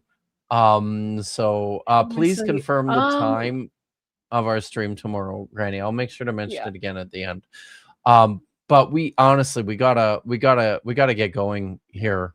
Can you bring up the next video? We're going to talk One about. Remember the what I stone said person. about the monoball site? Remember what I said about Mhm. it? Remember what I said to remember? Michael Jones said this is in the right place. It's in the right place. This monoball site. The altar, it's in the exact right, it's in the right spot. Thank you. 3:30 Central, 1:30 Pacific. I think that's 4:30 Eastern. So it's in the right place, says Michael Jones. That's how we know, right? That this is Joshua's altar. So like a year ago, no, I think 2 years ago now. I think this was 2 years ago. I did a course on Israelite religions, and my good friend Apologia was very kind to promote the course, and he and I sat down and made a video about it, all about the discovery on the Mount Ebal site of a defixio, a supposed bronze a lead amulet, curse amulet. That's not what it is, but it's Oh my god. Alira with 50 Kip Davis memberships. I'm not even going to try to read out who all gets them. This is God damn it, you wild. guys. I just don't know what to say. My goodness. I mean, I guess I could say that. I imagine say, Ahavtika, I love you. I could just see people like getting their email notifications and being like, oh wait, I forgot even to subscribe to this channel. Oh yeah, right. I know. And that's the way YouTube works nowadays too. It's just like everybody, who's not paying any attention is getting members. But oh my god, you guys, I'm out of words. That's amazing. Thank you so much, Elira and Tad and Grieve and everybody who's been just like insanely generous today. I appreciate it so much. But on that note, we're gonna watch this little bit in this video about the monoball site that Paul and I talked about a couple of years ago. I almost forgot. I promise I'm more coordinated than this usually. Okay, there we go. I think you said in the 80s was digging at Mount Ebal, left behind just kind of sifted material he assumed had no significance. We also dry sifted it the same way that he did. But we went back to the dump and dry sifted everything. But then we took it through another process of wet sifting. So we missed it in dry sifting just like they did. It was only in the final process of wet sifting that we recovered. Mount Ebal was excavated by University of Haifa archaeologist Adam Zertal between 1980 to 1989 as part of a larger survey of the so-called Manasseh Hill country. In Joshua 8, the Israelites gathered to reaffirm their covenant with God. Joshua separated all the people into two groups, one on Mount Ebal and the other across the valley to the south on Mount Gerizim. The priests gathered in the valley between the two mountains, then shouted blessings at all the tribes assembled on Mount Gerizim on the south side, and then hurled curses at all the people on Mount Ebal on the north side. So when Zertal excavated at Mount Ebal, he unearthed a sizable stone structure on the north side that he interpreted as a huge cult platform or an altar. This structure measures 9.5 by 7 meters and would be far and away the largest known altar in the region. It's a fascinating one-of-a-kind monument. According to Zioni Zebet, quote, the structure is so unique in the repertoire of Syrian Palestinian archaeological discoveries that many archaeologists have been reluctant to accept Zertal's interpretation, end quote. Zertal says that this huge altar was built over top of a smaller round altar that he asserted was the altar which Joshua erected on the mountain of curses, Mount Ebal. Unfortunately, problematically, this structure is located on the north side, which is the opposite side of the mountain from Mount Gerizim. It is 1.7 kilometers away and 140 meters below the summit. So this interpretation seems strange and unlikely. Nevertheless, the site seems to have been a cultic structure of some kind that archaeologists largely agree was operative for about a 100-year period between 1250 to 1150 BCE and it was large enough to have been a multi-tribal pilgrimage center before the erection of the. I can't. Not only is it not actually on Mount Ebal, Well, It's it is almost it is. 2 It's just, kilometers you know, away. It's not even at the highest point. Y'all, I cannot. Remember that time that Mike said it was exactly where it should be? exactly where it's supposed to be, guys. This altar. Well, I wouldn't say that. We could probably just drop it now and bring up the next video, which is Professor Dr. Robert Cargill, who started the channel Bible and Archaeology a number of years back, which is continued and really I think Well has done. been very Jordan. improved and well done by Dr. Jordan Jones, who is presently on a tour with students of Greece for the month of June, Nice. which is why he's not been on Kitty Anti-Breed, but he's coming back, guys. But and also I need to say this as well. Bob Cargill and I exchanged phone numbers at SBL in November, and like it's my bad that I haven't gotten around to actually texting Bob to get him on the channel to talk about this stuff, but he is coming to talk about this stuff. It's happening as soon as I get off my lazy ass to do some of this stuff. So here is do we have the did I put a timestamp in here? I think, didn't I, Vish? I think I said 23:41. Sorry okay. about that. I will You want to scroll it over to here. So here Bob is going to talk about he's going to talk about this Mount Ebal site. He's going to make the same point that I just made about it being in the wrong place, but he's going to give us a little bit more detail about that. And then there's another video that I want to bring up that Bob produced after this too. So ladies and gentlemen, it's debris, it's sifted. Dr. Bob Cargill. Okay, it's just how he came about this thing is automatically suspect because it came from a debris pile that's been sitting out in the open. Then it was transported to a sifting station. Then it was sifted, and now you've got this thing. So just the way that it came about, it wasn't dug out of an excavation site. It was sifted from a debris pile that's been there for a while. Pause it for a second. But just so everyone's with him, I he's did not talking realize. about this lead amulet that was discovered more recently in the debris piles. But now he's going to talk more about the site itself, the original excavations of Mount Ebal proper, which happened in the 1980s. Sorry about that. In Joshua 8, when the Israelites cross the Jordan, remember the Ark of the Covenant, the priests touch the water splits. So when they come out on the Exodus, the Red Sea splits and they leave. And then when they come into the Holy Land, the Jordan River splits and they come in. And then they go up and they're supposed to take half the tribes and put them on Gerizim and half the tribes and put them on Mount Ebal, and they do blessings and they do curses. Okay? Joshua 8:30, then Joshua built on Mount Ebal an altar to the Lord, the God of Israel, just as Moses, the servant of the Lord, had commanded the Israelites, as it is written in the book of the law of Moses, an altar of unhewn stones on which no iron tool has been used. And they offered on it burnt offerings to the Lord and sacrificed offerings of well-being. And then note this part. And there, this is the Hebrew word sham, in the presence of the Israelites, Joshua wrote on the stones a copy of the law of Moses, which he had written.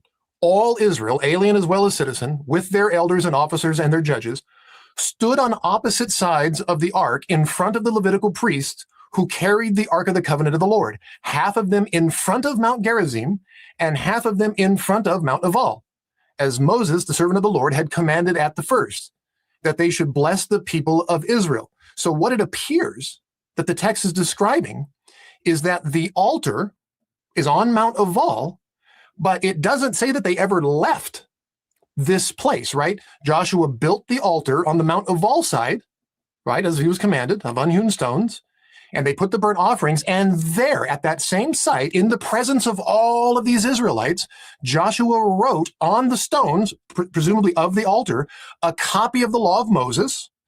All Israel, right? It doesn't say they went anywhere. It doesn't say they moved. It doesn't say they migrated. All Israel, alien as well as citizen, with the elders and the officers and the judges, stood on opposite sides of the ark. So apparently the ark's right there with the altar, which makes sense, right? The presence of God and the altar together in front of the Levitical priests who carried the ark. Okay, that makes sense. And half of them are in front of Mount Gerizim, right? Facing Mount Ebal, and the other half of them in front of Mount Ebal, facing Mount Gerizim, just as Moses had commanded, right? They don't have PA systems in antiquity. You got to get them on the side of a mountain. They're facing each other. The altar's there, the ark's there, and you have this ceremony with the two sides, the 12 tribes, 6 on each, in front of each mountain, right? On each mountain, facing each other. So the question is, why is the supposed altar of Joshua on the far side of Mount Ebal? By the way, Adam Zertal recognized this problem. I mean, he recognized that the altar was on the wrong side of Mount Ebal, which is why he proposed that Mount Gerizim wasn't the actual Mount Gerizim that we all know today. It was actually a mountain to the east of Mount Ebal, Mount Kabir, which everyone rejected. But he wanted Mount Gerizim to be on the side of Mount Ebal that his altar was on, because he needed Mount Gerizim to be across from his altar. And he knows that the supposed Joshua's altar, the thing that he was claiming was Joshua's altar, is on the far side of Mount Ebal from Mount Gerizim. So he proposed that some mountain to the east of Mount Ebal was actually Mount Gerizim, which of course was universally rejected by everyone. So Zertal laughs in Samaritan. Yes. Yeah. Easy. The mountains must have moved. Yeah. Somebody had the faith of a mustard seed and told that mountain, told the real Mount Gerizim to get up and move. That's what Jesus was talking about. Faith of a mustard seed. That's right. Let's just make shit up. It's like history, but it fits better. God. So this is my new headcanon that Jesus was referring to Mount Gerizim being relocated. Yes, that's so like the faith of a mustard seed moved that mountain, and that's why the altar doesn't sit at the place that it should. Think about that though, right? The guy who excavated the site was like, fuck. The only way I can make this work is if by moving the mountain. The mountain is actually on the other side. Like, we're already 2 kilometers away from the actual correct side of Mount Ebal. The mountain is actually another, I don't know, 5, 6, 7 kilometers away on the other side. The guy who excavated the site said this. Michael Jones, why aren't you telling your audience about this? Do you even know? Have you even fucking read what Zertal said? Have you even fucking read the criticisms of his work? Do you understand why this is not Joshua's altar? Do you have a fucking clue? I just look at the geography of this. Look at the topography. These 2 mountain peaks, little valley in the middle. It is perfect for that story. But because he wants the narrative to be true, and we're not finding the evidence that would support that, his solution is, well, shit, maybe I just need the mountain to be in a different place that's even further away. So even if people were standing on it, you wouldn't be able to hear that. Why not use the natural kind of almost amphitheater setup?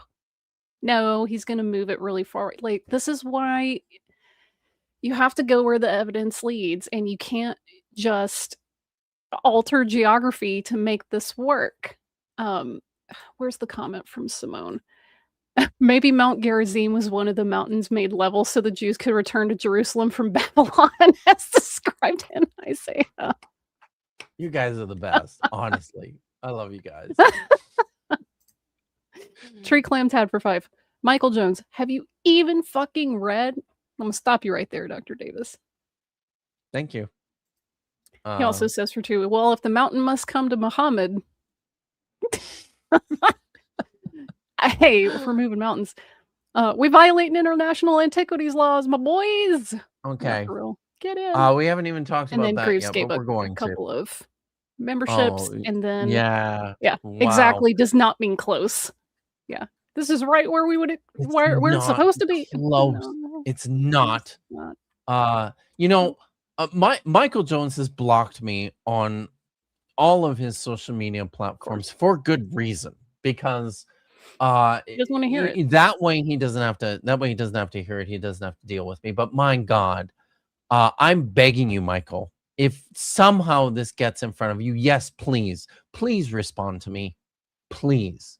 I'm begging you to respond to me, because you're just not dealing with this stuff, and you should be dealing with it. So come on, let's go. Get out here. Deal with it. You need to deal with it. You owe your audience that much. So, yeah, we're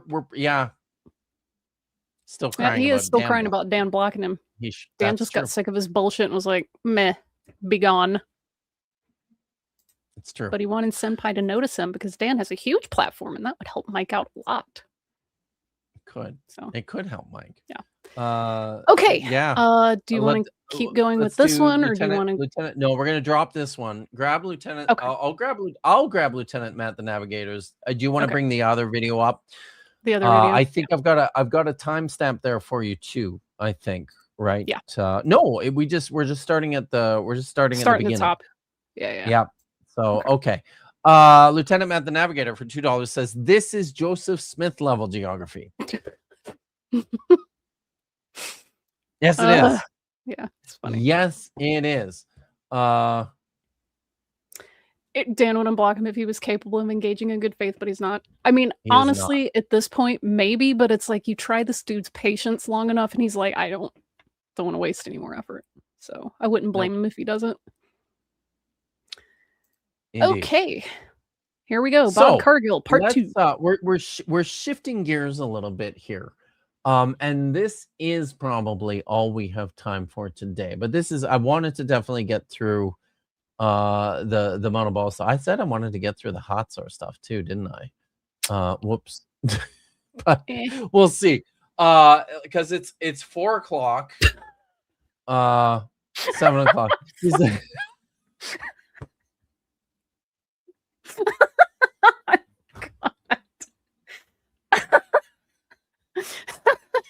Damn it, Jillian.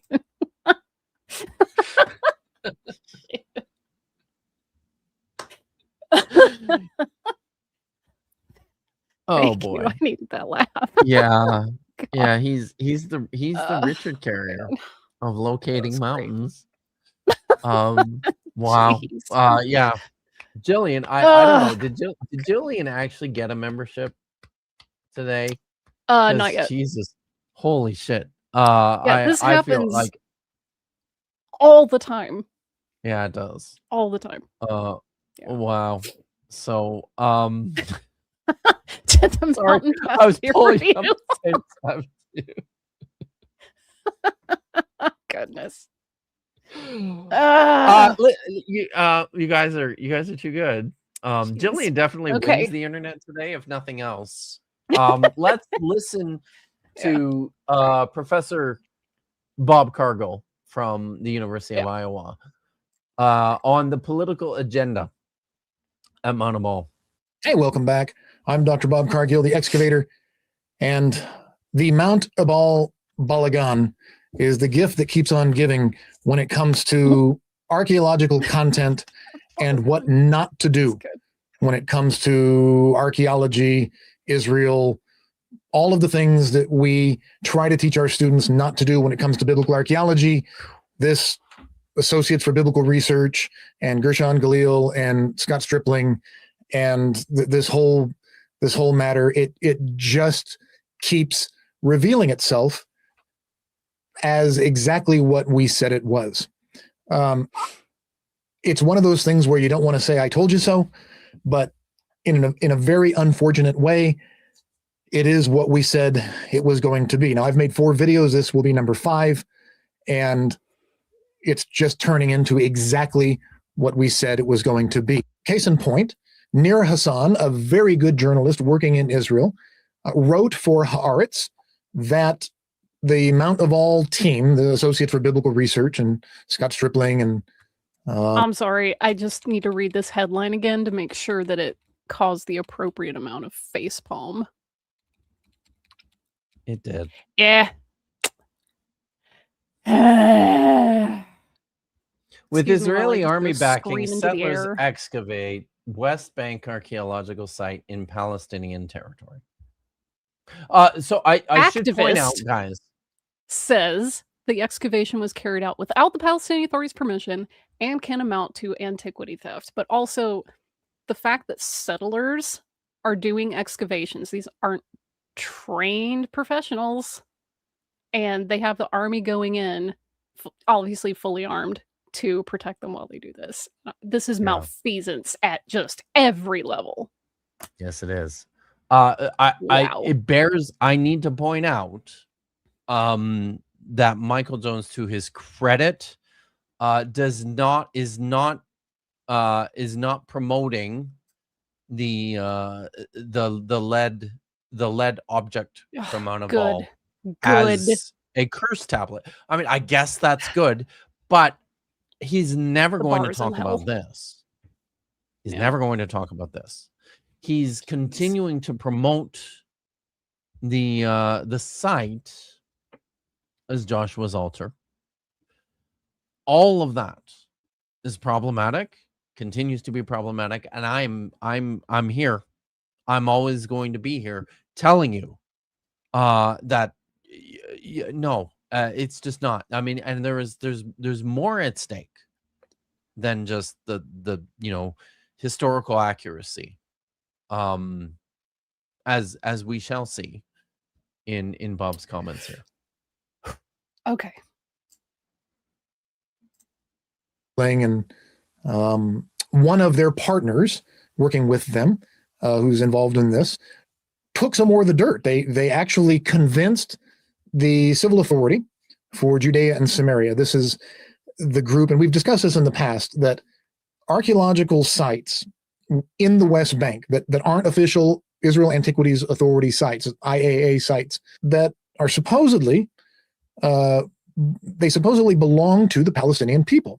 But because of the security arrangements that are in Israel, the civil administration for what they call Judea and Samaria, this is the West Bank, right, the southern part and the northern part, Samaria and Judea, the army basically is in control of this. And if you can convince the civil administrator to let you do things, they let you do things. And this group of political activists, these would be right-wing Israeli political activists, settlers, right, who live in settlements in the West Bank, they convinced the civil administrator, the army, to let them take more of this dirt from this dump pile on Mount Ebal. This is dirt that Adam Zertal excavated 40 years ago. It's just been sitting there in the open. So who knows how contaminated it is. They've already been digging through it and sifting through it again. This is the same dump pile that this hunk of lead that Professor Galil, his imagination sees these letters in some scans that were taken, and they announced this. It's the whole amount of all nonsense, right? They've taken more of this dirt, and they've actually taken it back to a settlement there in the West Bank, Shavei Shomron. So they're actually transporting this dirt to the northwest of Mount Ebal so that they can sift it some more. So some people say, who cares? They're just taking this dirt from Mount Ebal, this fill, it's backfill, right? They took it and they excavated, they dumped it. But what they're going to do with it. This video is about 2 years old. Just red flags everywhere. Yep. Yeah. It's about the 2 whole years thing old. when you hear the right-wing Israelis talking about Judea and Samaria, it's a way to erase the Palestinian identity. They don't want to call it the West Bank. They don't want to say, Palestinians. They don't want to give any legitimacy, so they erase them by saying, "Oh, it's Judea and Samaria." Shut up. Is they're going to sift it. Nir Hassan, I'm going to read the article here. Nir Hassan reports that they were actually putting up signs. This is the Shomrim al-Netzach, the Keepers of Eternity. This is a political action group saying, let's make history. It's a project that's basically saying, who knows, maybe we can find some more amulets. We said in an earlier video, I don't know, this first one, the second one, we began to hint at, not only is this a nonsensical claim, not only are there no letters on this amulet they're reading in this scans, but we hinted at the idea that what this actually is an attempt to annex the Mount Ebal, Mount Gerizim region from the Palestinian people for Israel. There's something else going on here as well. And that is, this is a PR campaign in an effort to essentially annex one of the most sacred mountains in the West Bank for Israel, this altar of Joshua altar on Mount Ebal. Now, there was an excavation that was carried out there years ago, but this mountain and Mount Gerizim are in the West Bank. But there are people, Israeli individuals, Jewish individuals living in the West Bank who would like to see this not be the case. They would like to see Israel at least come in and annex some of these sites, like the so-called altar of Joshua. And again, in the first video, we discussed this. This is not the altar of Joshua. I mean, there's claims to it, but it's just not. And that's why the Israel Antiquities Authority has not deemed it so. They have not made this an official IAA site, and they won't. But look what happened just this week in Sebastia, nearby. They're going to put together some money, and they're going to start reconstructing and working on this site. And that's what this, I believe, again, my opinion, I believe that's what this is about. They're trying to push support to annex this site. There's a political agenda behind it, is what I'm saying. Oh, yeah. And I think the same thing is going on here. There's a political agenda behind, at least part of what's going on here. These are... Yeah, that's another thing. This does happen pretty regularly, is either settlers or soldiers or whoever is motivated to go in and like ethnically cleanse a village. You can't always do that with force. So they'll go, oh, we found an archaeological site, or oh, we found a historical site, or oh, they try to establish some claim, and then, well, we'll build a history center there, we'll build a this or that, and then suddenly that's their way of de facto annexing it from the Palestinians living there. So just because it's not people chasing you out with guns or bulldozers, it doesn't make it like not ethnic cleansing. So yeah, Cargill's right that these people are ideologically motivated. They are not motivated by history or actual like archaeological, reasons. And just like I said, it's malfeasance at every level. It's really no different than people like Ron Wyatt going around saying like, oh, I found the ark, or oh, I found, Noah's place, or all this other crap. It's right. It's ideology. I found chariot wheels in the Red Sea. No, you didn't. No, you didn't. So this is just another form of that. Yeah. So yeah, I've never been to Somalia. I've never been to I've never been to the Mount Ebal site. But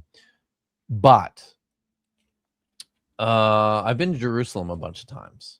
I've been to the officially sanctioned archaeological park in the city of Jerusalem on the south side of the Temple Mount, which is fucking remarkable. I mean, everybody should go if you have an interest in this and you happen to be there. It's one of the places you need to go. Across the street is the City of David, the City of David Park, which is one of these, right? It is a non-sanctioned IAA site. This one, I mean, probably is. I mean, it's old Jerusalem, right? It's 10th century Jerusalem, whatever that is. They call it the City of David. But when you go there and you tour around, the thing that was perhaps most remarkable to me was that this was an archaeological, like this was an historic site, privately owned and operated, that was literally encroaching into like the property of people who are just living, like they literally, there are people virtually living on top of this. And I mean, that's what this is. It is, it was an effort to push people out, and successfully push people out of their homes, of their places of residence, on the basis of the recognition that this was there was sensitive cultural heritage material here.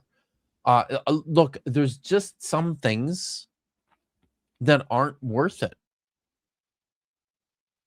There's just not. I mean, if you have to bulldoze someone's house to get at a piece of culture, no, it's just, you just can't do that.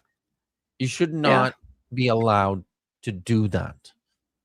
And yet this is the kind of thing that that continues to go on. Yeah. And that's another thing about like how this ties in to things that Mike is doing, is that when you have such a motivation to establish, the quote factual or the historical basis of these texts, what that does is it fuels the ethno-nationalism and the colonial project that these people are trying to do. They're trying to, annex other people's land. They want to claim there. And they're like, anytime they find, anything that would support their, we have a claim to this land since whenever. Obviously, any date that you pick for a people group that's lived there, and there have been many, many people groups that have lived there over the millennia, any date you pick as a stopping place is fundamentally arbitrary. Like, do you go back 100 years? No. Do you go back 15? What about 2,000, 3,000, 4,000? I mean, this is the thing about that. You trying to draw a hard line and go, well, this is the border of time that we're working with, that we get to, lay claim to a place. Yeah, well, you weren't the first ones there. And there's no evidence that you conquered it fair and square. Like, this is how this plays in. And this is why a lot of Christian evangelicals are themselves supporters of Zionism and the Zionist project. It feeds their theology. And it just grows into this monster that, well, if this group of people has a rightful claim, then people that don't are going against God's plan, and then they're the enemy, and then suddenly you can justify atrocities. That's why stuff like this is important. When you start learning the history here, it helps you dismantle racist ideology. It helps you dismantle colonialist ideology and supremacist ideology. That's part of the reason that this is important to learn and be honest about. This is connected. These things feed each other. So Mike really is doing a disservice, not just to the audience that he's talking to, but he's doing a disservice to all the people who were harmed by this fucking mindset. Yeah, exactly. I mean, on top of the fact that he's already, he's anti-Arab racist and he's an Islamophobe. So there's that too, and I don't want to talk about that. But it's gross. It's super gross. But there's more. So let's press play. All right. Yeah, I'm sure he's And, going to dig in more. Real right-wing Israeli politicians, right? They don't want to see any state of Palestine. They don't believe in a two-state solution. Some of them reject the idea of a Palestinian people, right? They don't want to see any of this. And they want this all to be Israel officially. No, Palestinian National Authority, none of this. They don't want this. They don't like the idea that they live in a settlement that the UN deems illegal, right? They don't want this border. They don't want the separation. They want all of that knocked down. They want it to just be one country. And they want to turn Mount Ebal and Mount Gerizim. They basically want to annex it for Israel. That's the goal. That's the intended goal. And there are tour companies. These are Israelis living in the West Bank in these settlements who specialize. And we're talking about Aaron Lipkin. Now, the reason I bring him up by name is that when this Mount Ebal hunk of lead was put on tour, right? They made this announcement and then they put it on tour, right? Somehow they got it out of the country. They send it out to do some scans and then they bring it back and then they went on a lecture tour. So they go on tour and this tour guide, Aaron Lipkin, who specializes in tours of the West Bank, these West Bank sites, and one of them being the altar of Joshua, right? The Mount Ebal tradition. And all of a sudden he's giving lectures with Dr. Stripling about, the history of Mount Ebal and this. Pause it. Oh my God, it's L.A. Marzulli. What do you? It's L.A. motherfucking Marzulli. Holy shit. Do you want to talk a little bit about that? All of these people, and this is when I was talking about the connection between the ethno-nationalism and the Jewish supremacy of this. This is how it ties into the Christian evangelicals, because Christian evangelicals also really want this stuff to be true and factual and historical. So they will throw money at you if you offer to take them on these tours of the Bible places and the things that Jesus did. And like, look how this proves your da-da-da. And obviously, the Jews don't take Christian end times theology seriously. So why do they care? The Christian, industry that funds this is also funding their settler projects. So yeah, sure. Come on over. But yeah, L.A. Marzulli famously,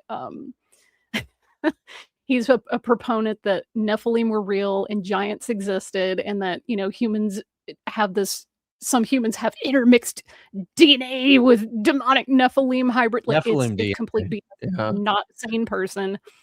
And he runs bullshit historical tours as well. He used to hang out with Brian Forster a lot and they would go to the places in Peru, talk about ancient lost high technology. And while Brian Forster doesn't agree that they're Nephilim and biblical giants and demons and stuff, LA absolutely does. So, oh God. All right. So I want to. We need to sit on this for a bit, because I want to talk about some of these people. So I recognized right away when I stopped this and I looked at this, I'd never heard of Aaron Lipkin before. Bob has done us a service in drawing our attention to this guy and to the grift that he is promoting here in service of his really disgusting ethnogenesis. But I do reckon there's another person on this panel that I recognize, and that's Randall Price, third from the left there. So Randall Price is a let me just bring this up here. Where is it this one? I believe that's okay. So this While is you're getting Randall Price up, here. Yeah. You have to grift someone. Evangelicals are your huckleberry. That is true. Touche. Yeah. All right. So this is Randall Price was a let me make that a little bigger here. How's that look? Oh, yeah, there we go. So this is his of the Bible. This is his own personal website now. You can book Dr. Price here. You can look at his speaking schedule. So when you're searching for answers or looking for affirmation of what you believe, you want to know the information you're receiving is legitimate and fact-checked. As fellow believers, we know how life-changing it can be to have an authentic understanding of Scripture, if you're like most people, you've probably been bombarded with the surplus of inaccurate or incomplete information about the Bible. You've likely wondered if there was an educational resource that could provide an authoritative context around the Bible to help you gain the information you need to better determine how to live out your faith. We want to be discerning and certain about what we believe, and you should have the historical, cultural, and geographical context that reveals the whole truth. At World of the Bible, we understand! Exclamation mark. We have seen the difference it makes when people are equipped with the truth.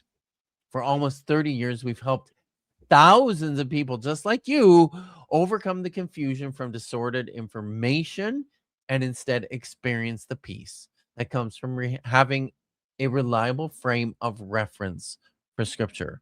So, Of course, you went World to of the Liberty. Bible's founder, Randall Price, was a distinguished research professor of biblical and Judaic studies at Liberty University Of course. from 2007 to course. 2022 before retiring in 2022.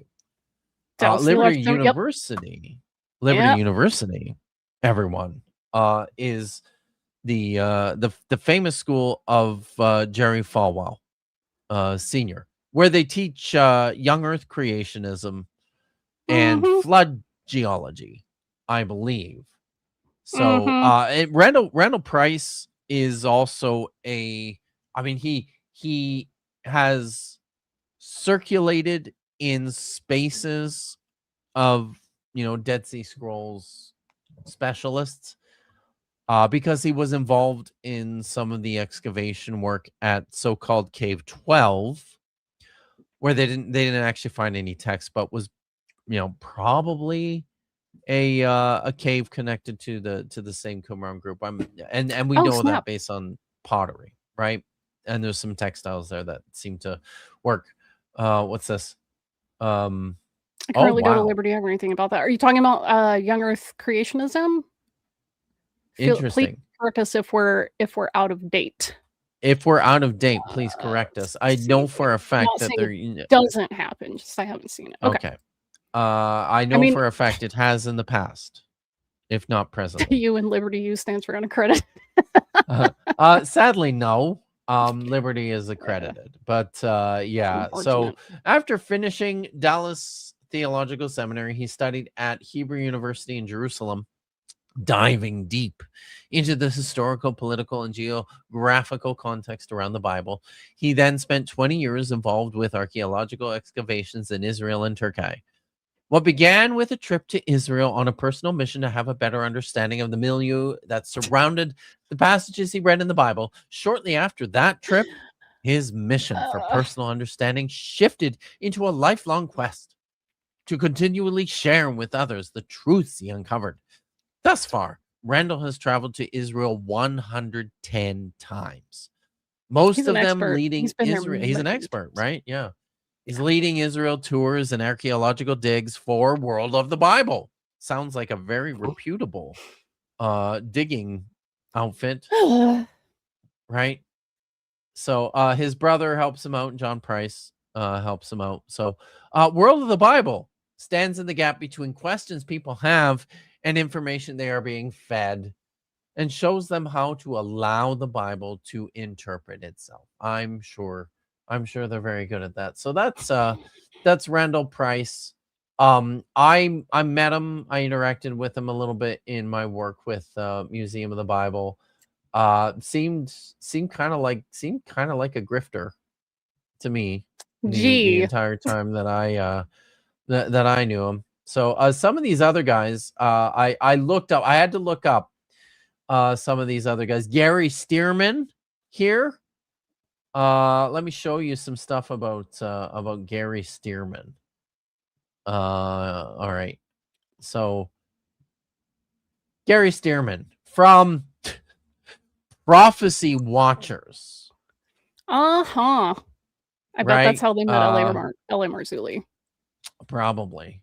So he has this. All these guys have these just outrageously long bios. I've never written a bio that's more than, I think, like 4 sentences, maybe 5. And these guys Because have they're to full just of shit. They talk have to look credible. on and on. So, Yeah. excuse me, I have to cough. So since 1983, I've been a pastor of the Bible Church in Oklahoma City, Grace Fellowship. There we are devoted to deep investigation and application of God's truth as expressed in scripture.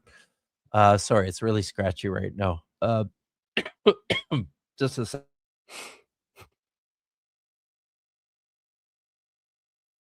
Oh my God. Trent Hip in the chat says, Liberty grad here. We wrote on regional flood theory and Hebrew syntax.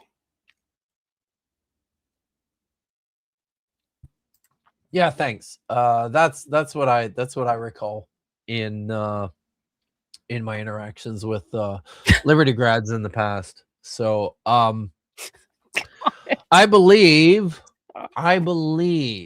that we are now living in prophetically significant times. We're also living in a time when the dark spirits of old are beginning to openly reveal themselves, masquerading as visitors from other worlds. This is how we met. I am right. When I'm right, I'm right. This is how we met L.A. Marzulli. But Vish, they are liars. They're liars. Oh yeah. Oh yeah. The Bible exposes them for what they are. These are the last days. As the Bible foretold, we have entered an era of counterfeit spiritual phenomena and have plagued men since ages past. Only this time, our Lord has promised that he would return to judge the world. Let's look at some of these other guys. William Koenig. I've never heard of this guy. He's done a whole bunch of shit.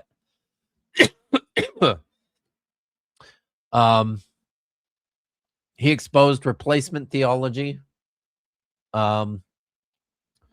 He's done a bunch of stuff, about the land of Israel, early warnings on COVID-19 and biological risk in January 2020.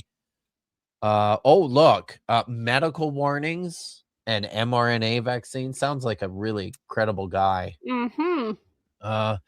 He issued a warning. This is LA.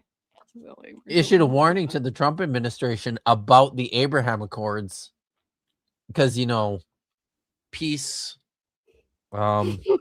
peace in the Middle East.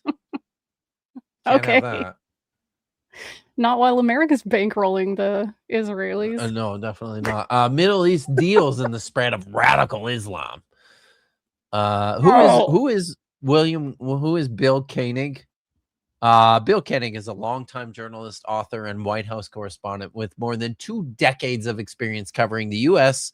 and Middle East affairs. He began his career in commercial real estate with Coldwell Banker, later founding his own brokerage and investment firm and handled more than $350 million in transactions. Business. He's a business boy, so that's how you know he's smart, right? Business guy just wants to make money. Yeah. So, Koenig's World Watch Daily was established in 1996. Since November 1996, biblical relevant world news has been published 365 days a year. Are you I'm an author that you're reading off of? Oh fuck. Sorry. I'm sorry. That's stupid of me. There we go. I need to share. Sorry, I need to share a different tab because I'm a dummy. Sorry guys. Here we are. William Koenig.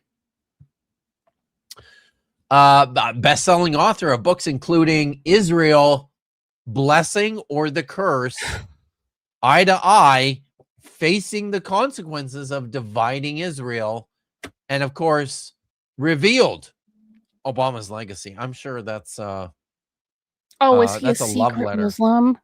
Because those are things that probably. exist. So I remember when he first launched his campaign and he got blasted in the media because his pastor, his Christian pastor, was too extreme in his like preaching. Right. And then it's like, Yeah. is he attending a Christian church, but he's a secret Muslim? How these people are so fucking dumb. So Bill Koenig is a White House correspondent from 2001 to 21 and again from 2025 to the present, entering the White House more than 900 times over 21 years. He's traveled with Presidents George W. Bush and Donald Trump to the Middle East and Europe, and has visited Israel 38 times. Not as many, you see, as Randall Price, but you know, he's developed close relationships with the Israeli government's officials and the media, all the while emphasizing Jesus Christ, because that's what you want to do when you're hobnobbing with Israeli politicians, right? So they're just so that's laughing Bill at these Koenig. evangelicals, man. Because Yeah, they they don't are. believe your stupid theology. They'll take your money and your tourism support and your advocacy for military funding and all the like ethno supremacy and shit, but they think you're clowns. So one more here I want to look at from the list is Mondo Gonzalez. Ever since 1948, with the establishment of the State of Israel and the extremely popular book, the great planet Earth. Hell, Lindsay. Oh, this is an all-star lineup of shit heels, isn't it? Yeah, it is. Wow. You know, we've been exposed to various component stages being set for the events leading up to the rapture. You know, the rapture. 7-year tribulation. The totally real rapture that's definitely happening. That is, you know, talked about in scripture, in the Bible. You know, the Bible talking about the rapture. You know those. Yeah. Oh, yeah. So, again, it's fucking, you know, multi-paragraph bio. What the fuck are you doing? Yeah. So it's having the privilege to pastor at churches in Illinois, Washington, and Lake Tahoe, Nevada, has helped me to see the absolute need to make sure God's people in the church and beyond are trained properly in the various facets of eschatology. Events are escalating at an increasingly rapid pace in both intensity and frequency, as Jesus said it would in his analogy of birth pangs. Jesus scolded the Pharisees for not recognizing the signs of the times, and no doubt he commanded all of his followers to be watching at all times. When God's people are being alert to the signs of the times, it will cause them to grow in holiness and purity as they await their Lord's return. When it comes to eschatology, and specifically the rapture, God instructs us through Paul that we are not to be ignorant of these things. Our growth and knowledge will equip us to not just satisfy our intellectual interests, but to evangelize those around us with the gospel. So, on a side note, even though our eternal salvation was purchased once for all by Jesus on the cross, we all know that we are going to stand before Jesus at the judgment seat of Christ to receive our rewards. This future appointment with Jesus caused me to take time, 5 years, writing the most extensive and user-friendly study guide ever written on C.S. Lewis's Screwtape Letters. He spent 5 years writing about a fiction novel, not even the Bible, not history, fanfic. I love this. Besides the Bible itself, I've never taught through a study so many times at different churches and had such amazing opportunities to see people grow in their faith and also their understanding of human temptation. You can get more information at our bookstore. Listen, we gotta go. But guys, nonsense. These are grifters. Yeah. Okay. These are grifters, and they're evil. They're evil grifters. Yes. That's all you need to know about this. Michael, and I'm circling back here, right? Because Michael Jones is happy to tell you the truth about the Mount Ebal curse tablet, which we haven't talked about at all today. But I've got, I mean, go watch the video that I did with Apologia about it. It's bullshit. It's a piece of bullshit. And Michael Jones is happy to tell you about all that. But what he will never do is call out the actual evil shit going on, propagated by these grifters who are going to continue to promote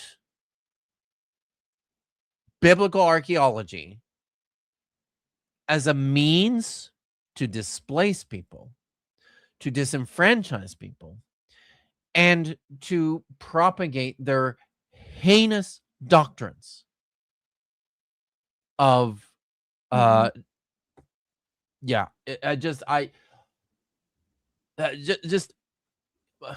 Michael Jones is interested in the Exodus and the conquest because it feeds his narrative.